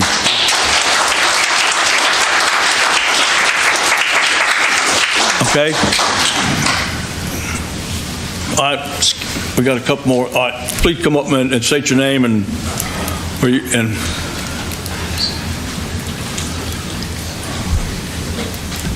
my name's Stephen Graber. I live on Rosalia Avenue, one road south of 98.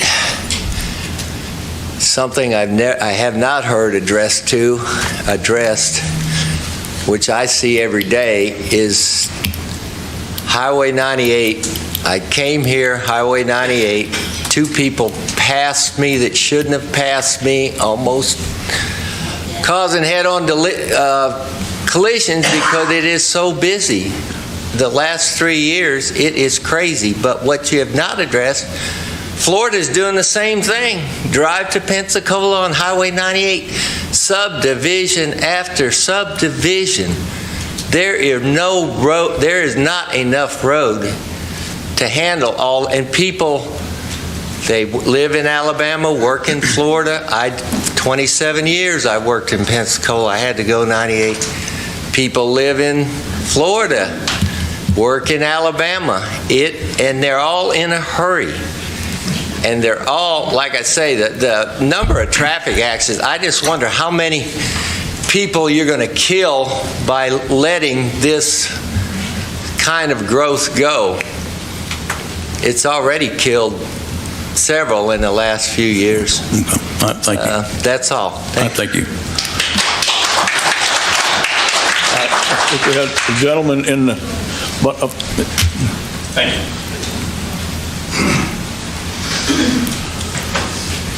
I'm Chris Crawford. I live in Baldwin County, Lillian, Alabama, right off of 98. And I'm newer to the area. I've been here a couple years now. I absolutely love it. And as you guys well know, it's an absolutely beautiful area. I'm so happy to be down here. I guess what I'd like to say is the growth is inevitable. It is a beautiful area, and people are wanting to grow and come in and grow business down here. That is inevitable. What we have the opportunity to do here with you guys is to be able to control that growth, get the infrastructure in line to where it needs to be prior to that growth. Again, nobody's asking to not ever do anything ever again, is what I'm hearing. Everybody has said that they're okay with development, but they're just trying to, the citizens that live here now are concerned with how it's growing and what's being added to it. I met with Louis Pope a while back. His parents, very old community right there across from Lillian Rec Park.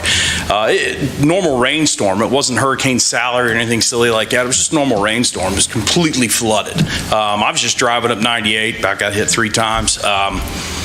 You know, again, it's all things that are fixable, but with the infrastructure, we just need to control that growth and have solid plans and make it happen how it makes sense. I guess that's what I'm asking for. So I'm not saying, hey, we can't ever do anything. We're not ever going to build again.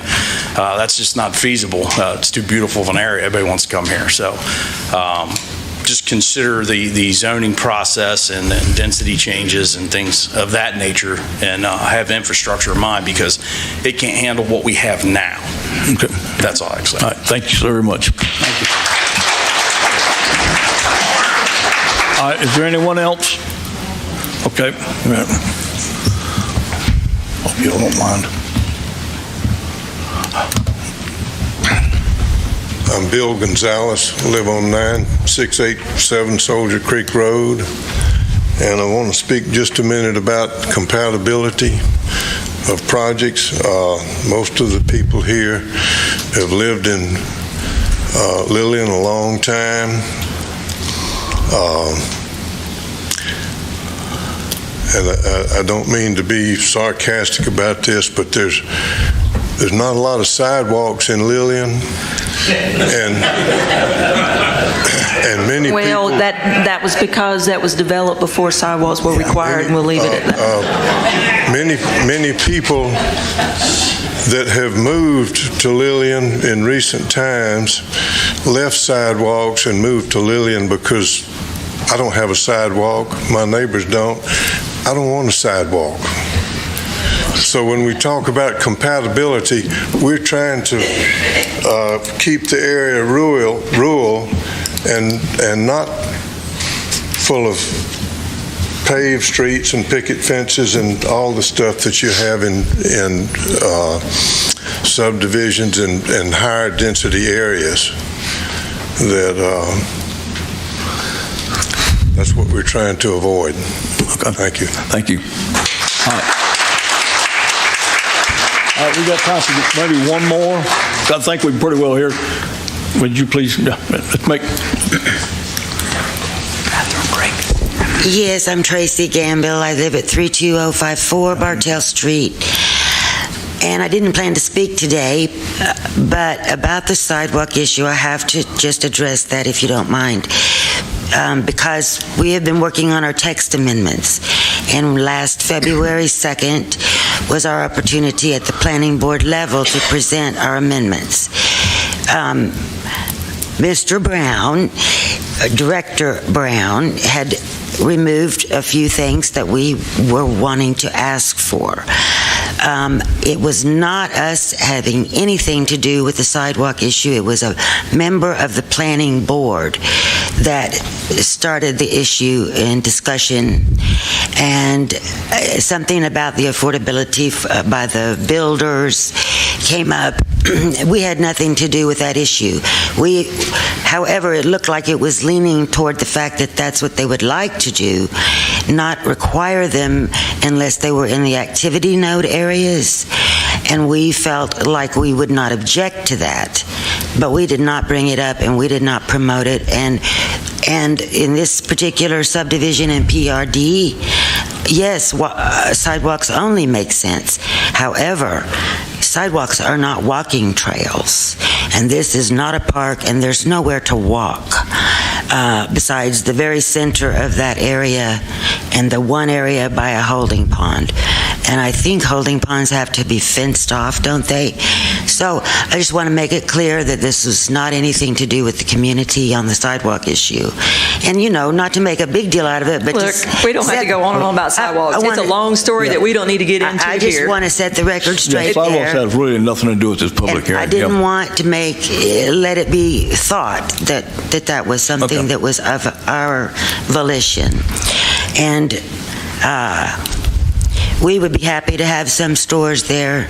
There are some interested parties as a B4 property. I think that if this is what the community wants and prefers, it's been B4 for 17 years. And I don't see any great reason to change the zoning. I thought zoning was supposed to have very good justification in order to be changed. And This is nothing to do with the property rights of the seller. He still has a very valuable piece of property to sell. We know of offers forthcoming should this not take place, and we respect the property rights of the owner as well, the seller, and would not try to stop anything from happening that would infringe upon that. So thank you for your time. Okay, thank you very much. All right, you don't have nothing? What? Yeah, okay, we need to take a quick break, about 10-minute break. Okay. And then we'll be back, so. Mr. Chairman, are we going to close the public hearing? Okay, let me close the public hearing first, and no, if everybody's finished talking, then we'll close this I will close this public hearing, and we will vote in just a few minutes. We're going to need to take a break, though.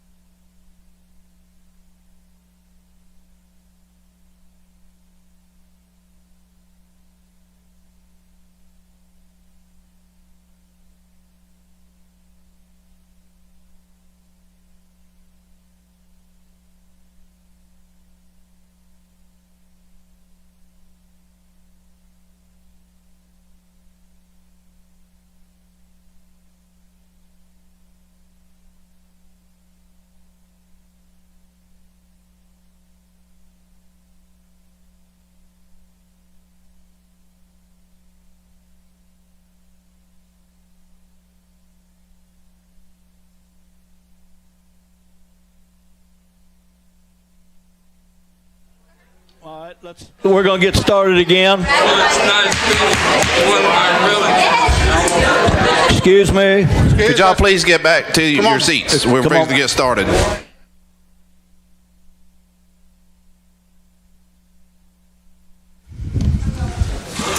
Okay, Buford, we're back, and we're back. Got the back in session. I think when we closed the public hearing, and now Commissioners, y'all have any questions of our staff? I do not, sir. I do, Mr. Chairman. Buford, if it stays B4, that's if, the applicant, so they're proposing an RV lot of 200 and something? No. If I remember correctly? Yes, sir. And that density would be then per acre? How many? About 6.9 units per acre. Can I ask if it's more than just proposing? They've actually went through... Have they went? Yes, sir. Yes, ma'am. So we actually have... The pre-application process has been carried out for that.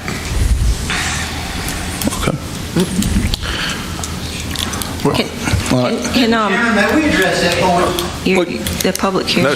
No, not right this second, because the public hearing side of things is closed. Well, then we have no rebuttal to what he has to say. Hang on just a second. It's now we're in a formality of things. It's our opportunity to ask our staff questions. Yeah. And so that's what we're doing right now. There'll be a time for further discussion in the middle of the voting part. Thank you. All right. Okay. I have a question. Are you finished, Matt? I didn't want to interrupt. Yeah, I'm finished. Thank you. Just been accused of doing that before. There's a lot of issues have been brought up about drainage, and I have looked at this, and I've been assured that the way, first of all, I'm not an engineer. I have to take their word for it. And I do. I'm not... Joey's looking at me like, what's she going to say? No. I want to know, and so that the people can know that this piece of property has been reviewed properly, not just by the applicant's engineer, but by our engineering staff, that what is proposed would not... You can't go in and develop something and put water off on somebody else. So I need to know a little bit about this drainage. I'm not asking for applause. I'm asking a question of staff. Please, y'all, we got to get through this. And so, thank you, Commissioner and Commissioners. So, we're here today, obviously, considering the zoning change in the PRD. PRD process does require that they show us how they're going to handle drainage. Now, the in-depth drainage review occurs at the time of subdivision. And so, you've seen a sampling in the PRD of how they handle drainage, where they propose to place their retention or detention ponds, and they've even shown us some pre-development and post-development calculations. But we do a detailed drainage review during the preliminary plat process at the subdivision level, which is reviewed by the Highway Department by their professional engineers. So if this were to be approved, or anything were to be approved on this property, whether it was a big box store or anything else, I mean, if you drive behind Walmart in Robertsdale, you're going to see a big pond. Well, that's where I live, near there, but anyhow. So they can't put their water off on anybody else, and if there's water going off anywhere now, it should not have anything to do with this piece of property. Is that what I'm being? Nothing prehistorically, from what I understand. Nothing from what's not going now. Is that how the law worked with that? If it's the water that's coming off of it now, they cannot increase that volume of water. And that, yes, sir, Chairman, and you see on screen right here is an example. Now, that's a flow number, but basically they cannot... So any improvement to this piece of property cannot exacerbate that problem? That's correct. That's right. That's correct. And Commissioners, if I may, I'm going to place a drawing on screen, and if I may, invite the county engineer to the podium,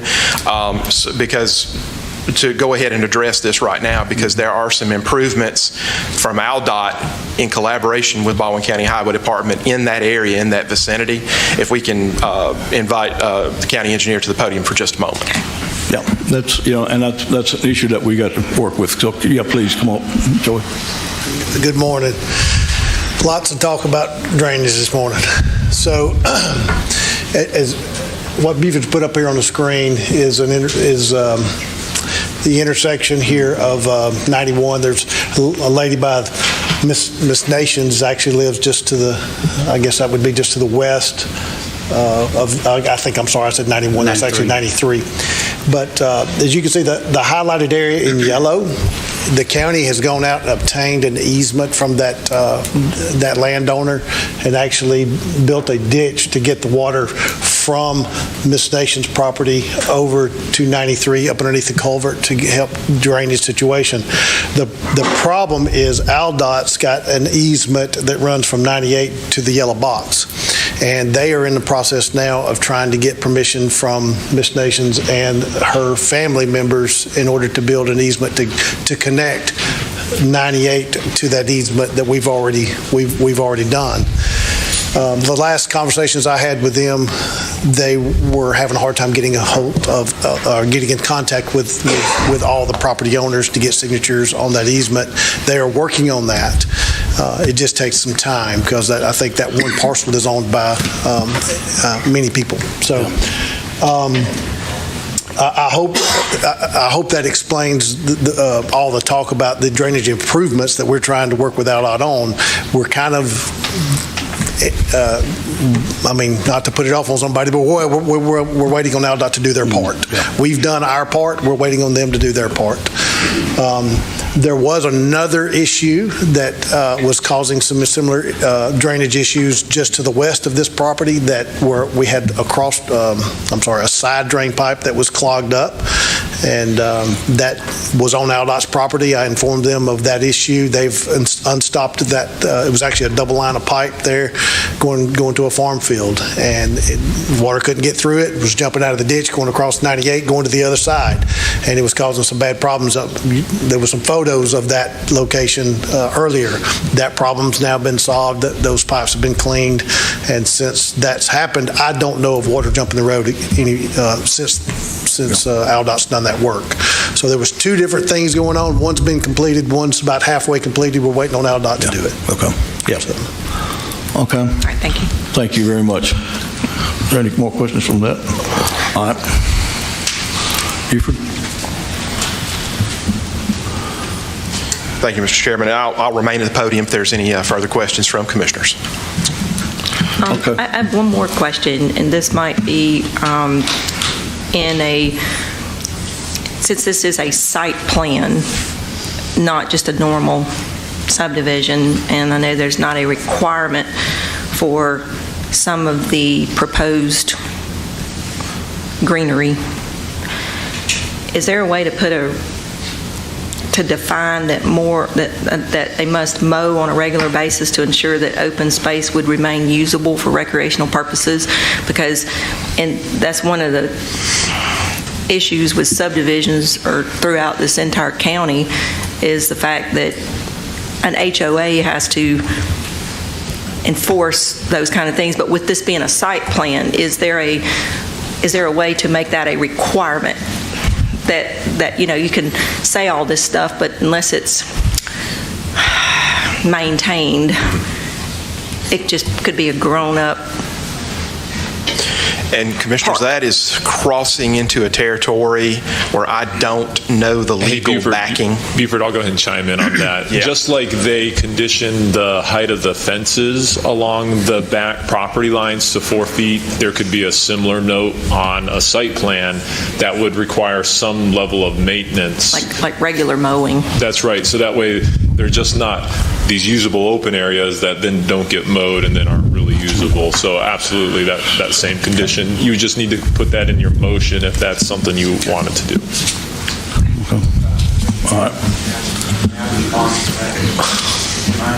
Well, let's, we got some more we'll need to do with that. And Commissioners, y'all. Yes, sir. Mr. Chairman. So we're taking the PRD first, right? Yes, sir, I think that'd be best. I make a motion that we accept staff recommendation and approve the PRD 22-3. Okay. All right, I got a motion made by Commissioner Ball to accept staff's recommendation. And Mr. Chairman, just to interject, is presuming the conditions requested by staff are included in that motion? Right. Okay. Whatever Commissioner Underwood. And also, would you add that to your motion? All right, okay. Withdraw the previous motion. I make a motion that we accept staff recommendations of approval of the PRD 22/3 with the conditions set forth by Commissioner Underwood. I'll second it. All right, got a motion and a second. Now, any more discussion on that? Yeah, if you don't mind, Mr. Chairman. I know the residents are here in that area, and they're voiced their opinions, and our planning and zoning staff have made a recommendation, and our board has made a recommendation, the planning and zoning denial. I know we take we respect their decisions for denial, and I just feel like that's what we needed to go by. Okay.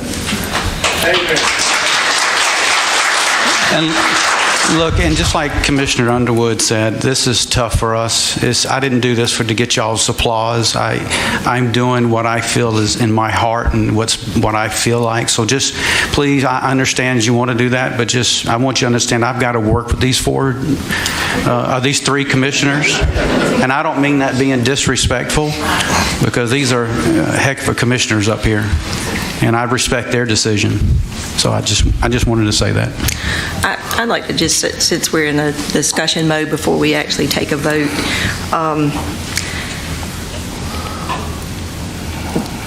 when you say vote with your heart also has to follow what is, there was a comment made about controlling growth. You can only have responsible growth. You can't control growth.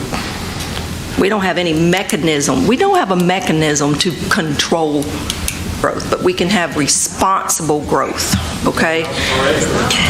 Come on. So there is, we listened to y'all and we didn't chime in on what, okay, so all I'm saying is that a B4, as much as you guys are saying that you think that would be better, there is a 200-something plus RV park. I don't think it's a threat. I think it's worse than what this would be. And there's been some talk about the density. Well, in a planned unit development, you can give up some of the not give up. You have to add things in there. This is actually better than a regular subdivision from the normal. Listen. I'm just going to stop because there's no way to explain it. Mr. Chairman, I have a motion on the floor. Please. I have a motion on the floor. Okay. All right. Got a motion made by Commissioner Ball, seconded by Commissioner Underwood to approve staff's recommendation, plus what Commissioner Underwood had said in the statement also. So I'm going to take a call for a vote on that. All in favor signify by saying aye. Aye. Opposed? Nay. Nay. Motion failed. Because not a quorum. So. Okay. So, Mr. Chairman, as we promised, we'd remind the commission is that we'll pause here for just a moment in case the developer's representative wanted to approach the podium in terms of the recommendation before you for the rezoning. Okay.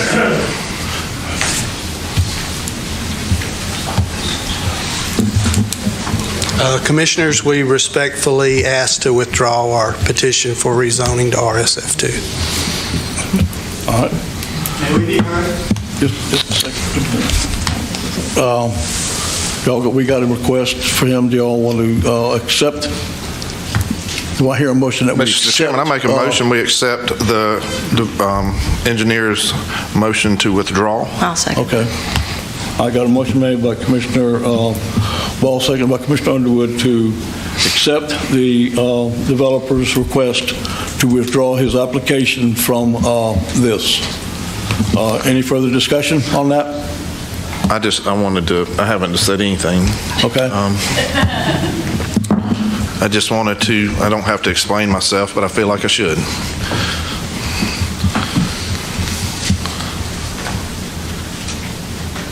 The houses, to me, I was trying to put myself in your shoes because I live in an area where things are happening to me, and I've lived here for 52 years.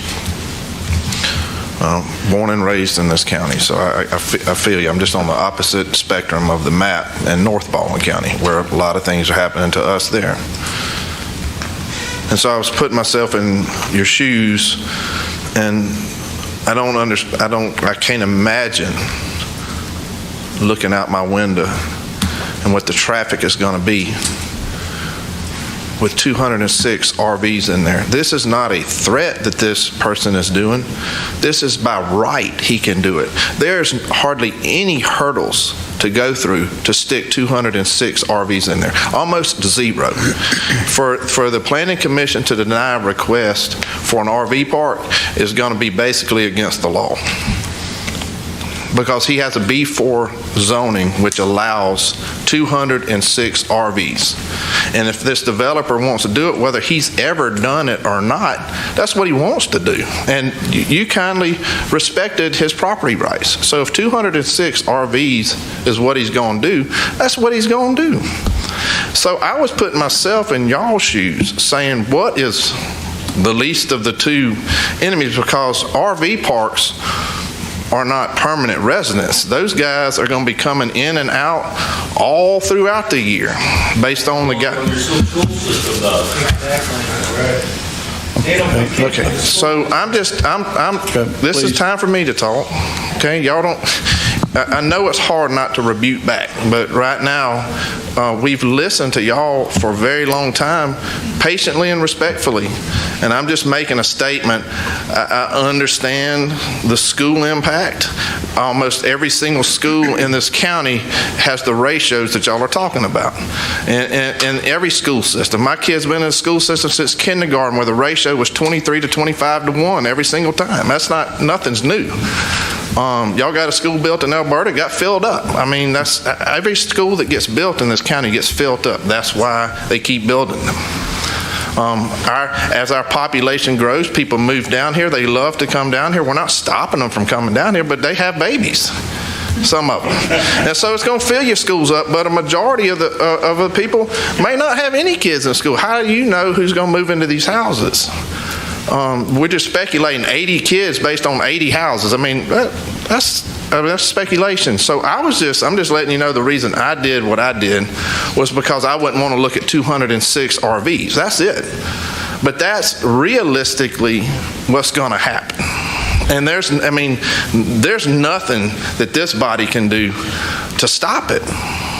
So, that's the only reason I did what I did. I'm sure that's why Commissioner Underwood seconded, because we were weighing the options of looking at 80 houses or 206 RVs, which there's no, RVs could turn into permanent residents sometimes, if y'all know that live in Lillian.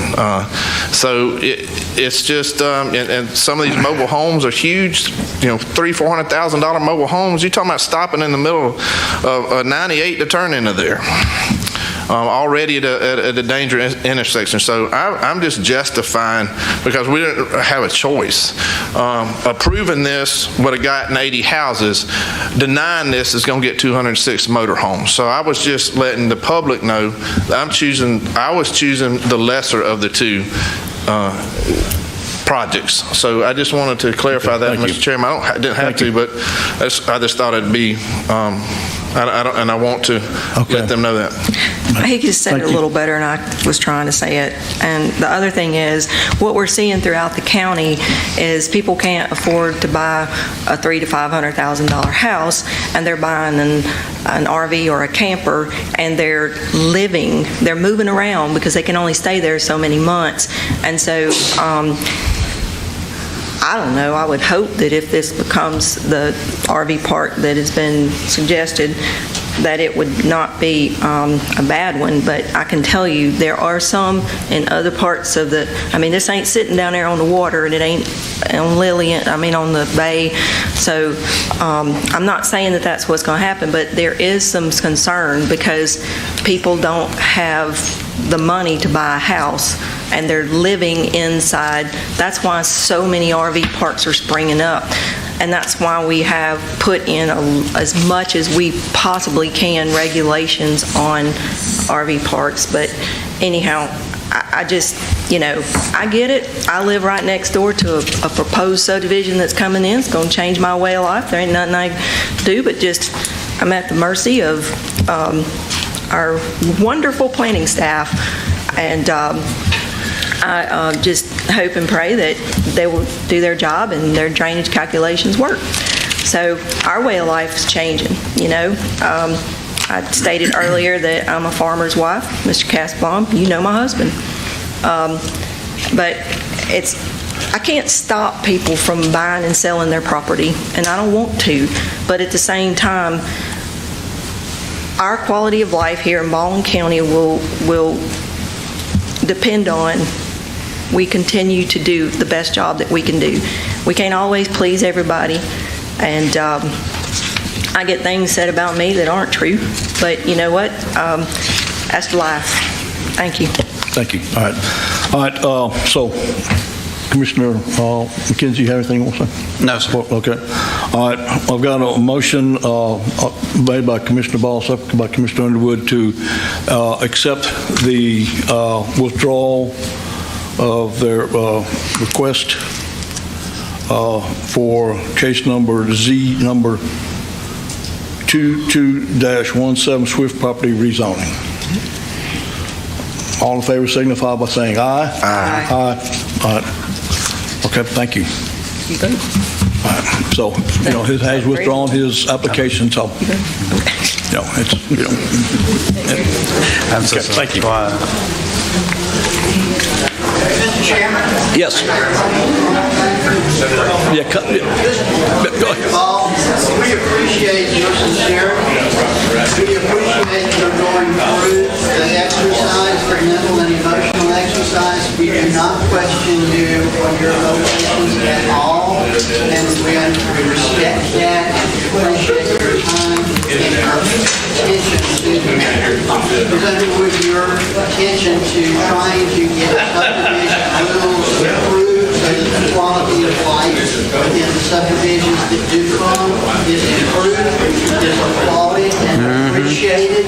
We are not trying to pick a fight with you or anybody else about And neither do I. Listen, I've been on planning commissions for 22 years. If you guys, thank you. You guys have a tough job, and I've been doing this kind of work for 45 years, and I've never seen one that was not emotional. And we appreciate your sensitivity to that and your attention to what we had to say. Thank you. Thank you. Thank you. Thank you. Right. Okay.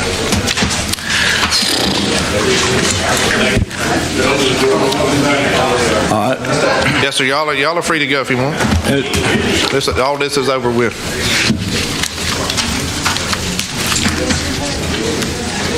Okay. Bye-bye. That concludes the public hearing items. Hang on just a second. Mr. Chairman, if you don't, excuse me, ladies and gentlemen, if y'all don't mind, would you please exit our chambers? We still got a meeting stuff to do, and but that concludes those two cases. Thank you very much.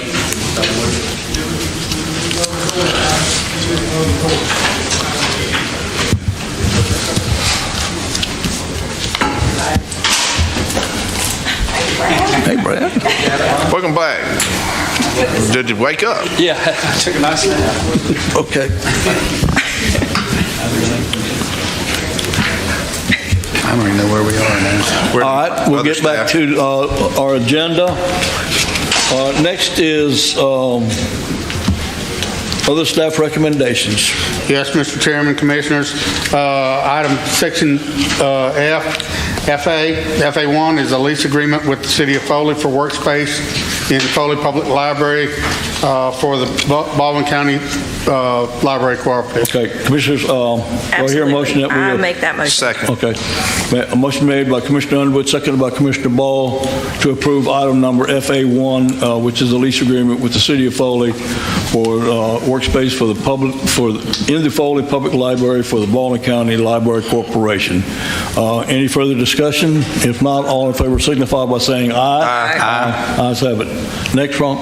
Next, Mr. Chairman, is construction of a new female housing addition to Baldwin County Correction Center and renovations of its adjacent buildings located in Bay Minette, Alabama. Make a motion. All right, got a motion made by Commissioner Ball, seconded by Commissioner Underwood to approve item number FE1. Any further discussions? If not, all in favor signify by saying aye. Aye. The ayes have it. All right, next. Number FN1 was removed at the request of staff. Okay. Section FR, Planning District 39, Advisory Committee appointments.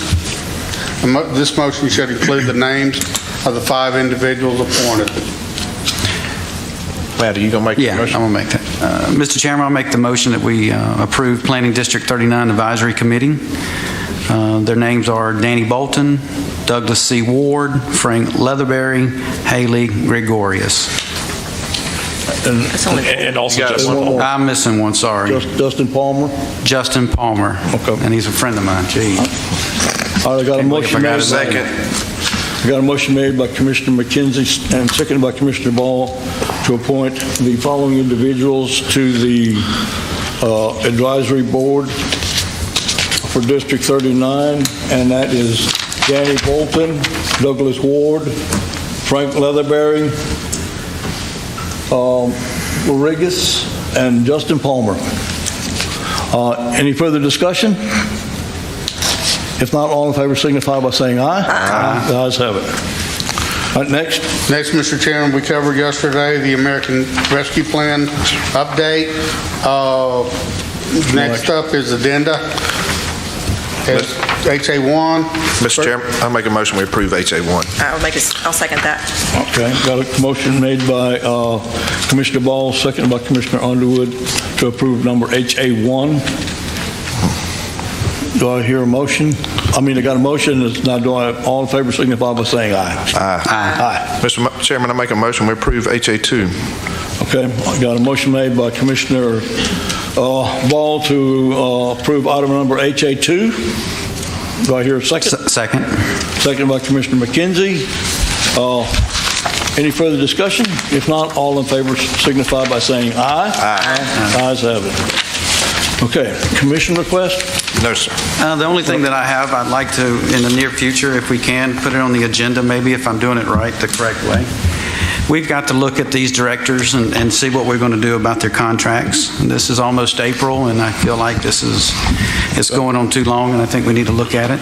Okay. Mr. Chairman, before we address that, I would like to bring back up that maybe I would like to advertise for administrator, get that set, and once we get the applicants in for the administrator, then we can address contracts.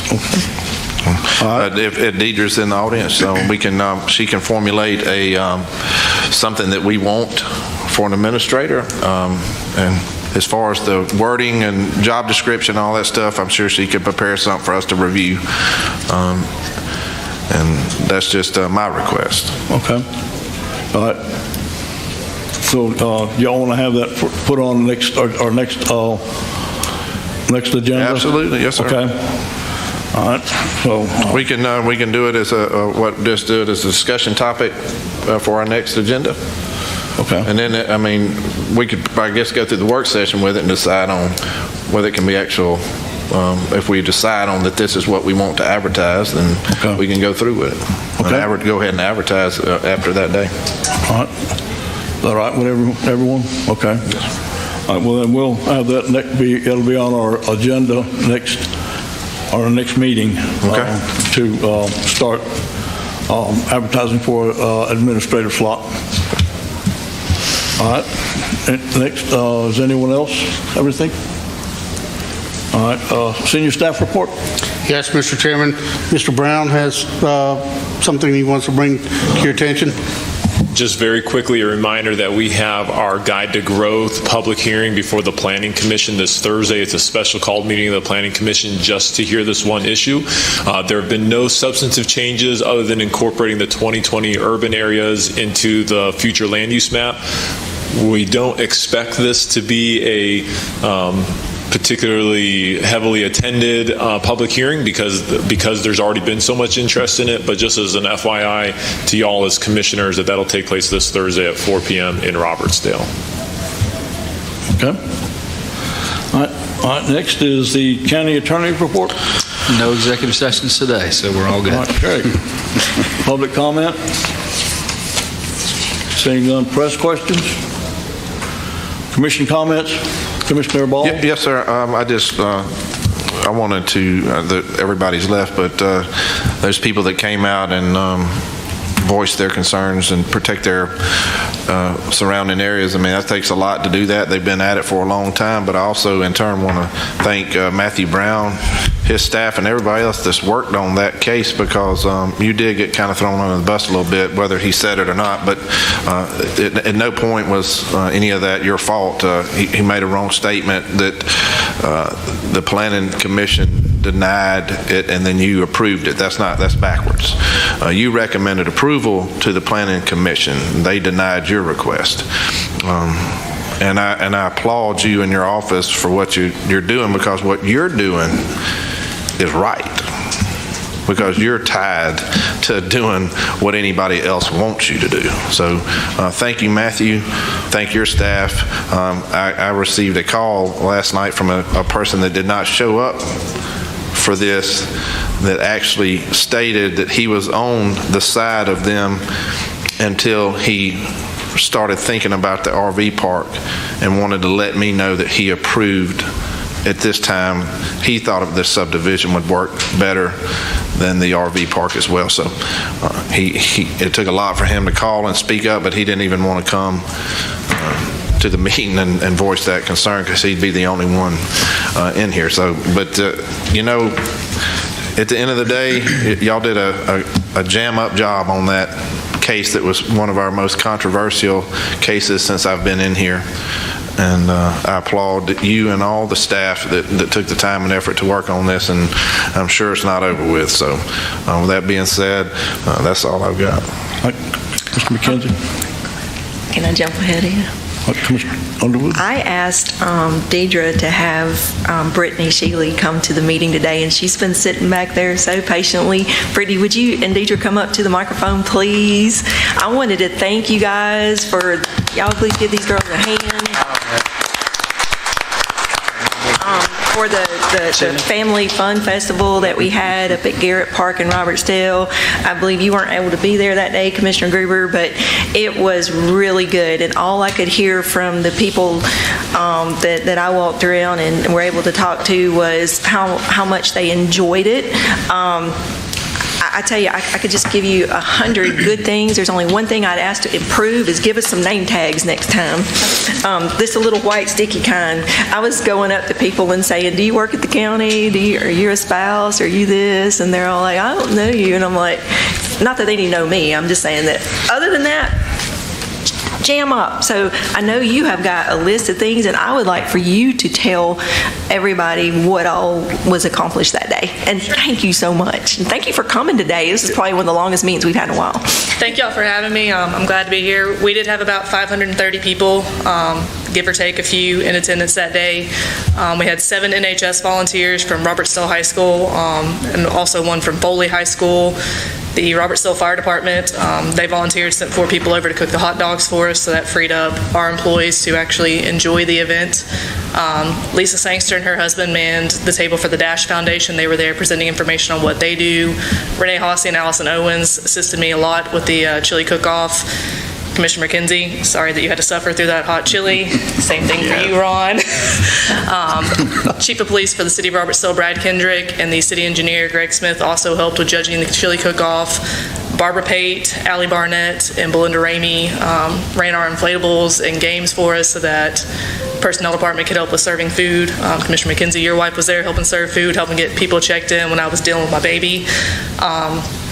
There were a lot of people involved, and I couldn't have done it without any of them. The entire department, the whole way through. I think I bugged Deidre at least once a week for like 3 months with, hey, what do you think if we did this? Hey, what if we did that? And she put up with all my shenanigans on that, and just a lot of support and encouragement from our whole department, from departments across the county. I think Joey was there towards the end. Joe Davis was there towards the end, helping us load tables up, getting our cars packed to take Joe Davis that works for the Revenue Commission. Yes. Clarify that, not Pops. No, I've known him as Joe for a little while, so I know he's technically Joseph, but he goes by Joe. But we had so many different people from so many different departments helping us out, and I'm incredibly grateful that we were able to do this for our employees. Well, thank you. I just want to say that when I was elected, I actually had visited the highway department down in Foley, and the lady that worked there, Cammie, she was like, why don't we have a family fun day anymore? And I'm like, you had one? And she's like, yeah. Why don't we do that anymore? And I'm like, I don't know, let me check. And I saw Deidre and I think Anu up at Central Annex, because that's kind of where we started talking about it, right? And all I had to do was, it only takes a spark to get a fire going. No pun intended about the fire departments, but hey, you know what? All I did was say it, and you guys, ran with it. And then when I was complimenting Deidre, she goes, I knew it, Brittany did it. And so then I was walking through there, and I told the other Brittany, you did a great job. She goes, it's not me, it's the other Brittany. And I'm like, y'all are confusing me. But nonetheless, Brittany, you did a fantastic job, and I know it takes a village to do these kind of things, but I hope that as our previous Joe Davis that used to sit up here, he would say, as we get bigger, let's get better. And I hope that for the employees that were able to come, that next year it'll just get even bigger and better. And I'm looking forward to what y'all got planned. I know you're already thinking about it. We're already. I may or may not have come in with plans already. Thank you. Thank you very much. I would like to say that Brittany, we do have two Brittany's. We have B1, B2. So if you ever hear us, this is B2. But when she started here with us, she hit the ground running. She has been nothing but amazing. She's made a huge impact for our department and has increased our level of service to the employees exponentially. And so, I gave her this project, and I was like, I can help as much as I can, which has been answering questions. But I just showed up to work. I was like, put me to work. But she's the epitome of a working mother, because at several points during the time she had both of her babies and was helping out. And so I can't ask for a better employee than what we have in Brittany. Well, thank you so much, Brittany. And thank you, Deidre, for y'all coming today. Thank you, Brittany. Thank you for asking me to be a judge. Me and Ron about died, but thank you. Hey, thank you. Look, they asked me to be a judge, and I respectfully declined because you know what? I know what you can get into, because Eddie Harper, I knew what was... We've officially retired the hottest chili category. Thank you. This year. Thank you. Or else you need to get some boxes of Toms out there. All right. Okay, Matt? I just, thank you, Matthew. Like Commissioner Ball said, y'all did an excellent job on this, and it was tough, and it was hard, and I just want to say thank you. And Buford, you did an excellent presentation. You did a great job on this, as also your staff.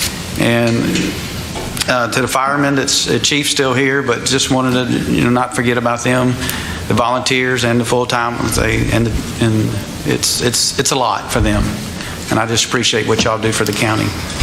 That's all. Mr. Chairman, I wanted to acknowledge something, a passing of somebody that kind of flew under the radar as being instrumental to this county and our boat launches, especially in the north part of the county. We lost an instrumental man named Galen Gilligan. And Gilligan brought a lot of interest in North Baldwin County when being an avid outdoorsman and especially an avid fisherman, basically put Live Oak Landing on the map with what he created was the bowfin tournament. And Brian, you probably remember these days. There was more boats there and two-stroke white smoke blowing out than, I mean, if any environmentalists came out there, they would.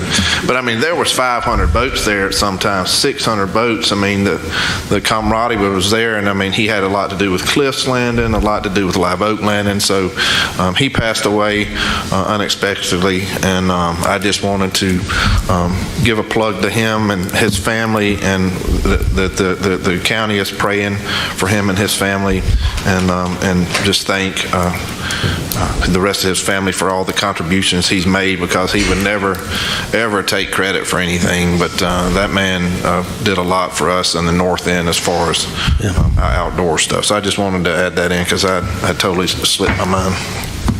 All right. Anything else on anybody? I'd just like to say, Matthew and Buford, y'all got a tough job.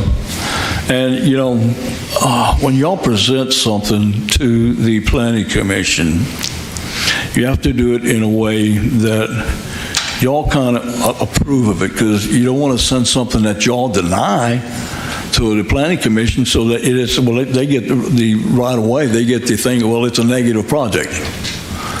And so y'all have to do it in a approval thing, because they've met all the categories that is required. They've met all the criteria. And that's why, you know, y'all's recommendation is always, we approve it. And I think, you know, that's the misunderstanding about everybody. You know, it has to go through this cycle to get to where it can be presented to the Planning Commission and the Commission itself. So thank y'all for the hard work that y'all have done. And I want to thank all of our other employees, you know, for all that they do. You know, we got a lot going on in this county, and it's the growth is one of the things, and we are looking at, you know, with a new master plan and all this other stuff that's coming up to try to help some of this growth. So hopefully, you know, that we can make some improvements here in the coming future. And also I want to just have one of our employees, Cayenne Harris, her dad is in the hospital in Pensacola, and I just want to send out the, you know, prayers for that family, for Randall. So that being said, do I hear a motion that we adjourn? So moved. All right, got a motion made by Commissioner Underwood, seconded by Commissioner McKenzie. All in favor signify by saying aye. Aye. Motion is adjourned. Excuse me.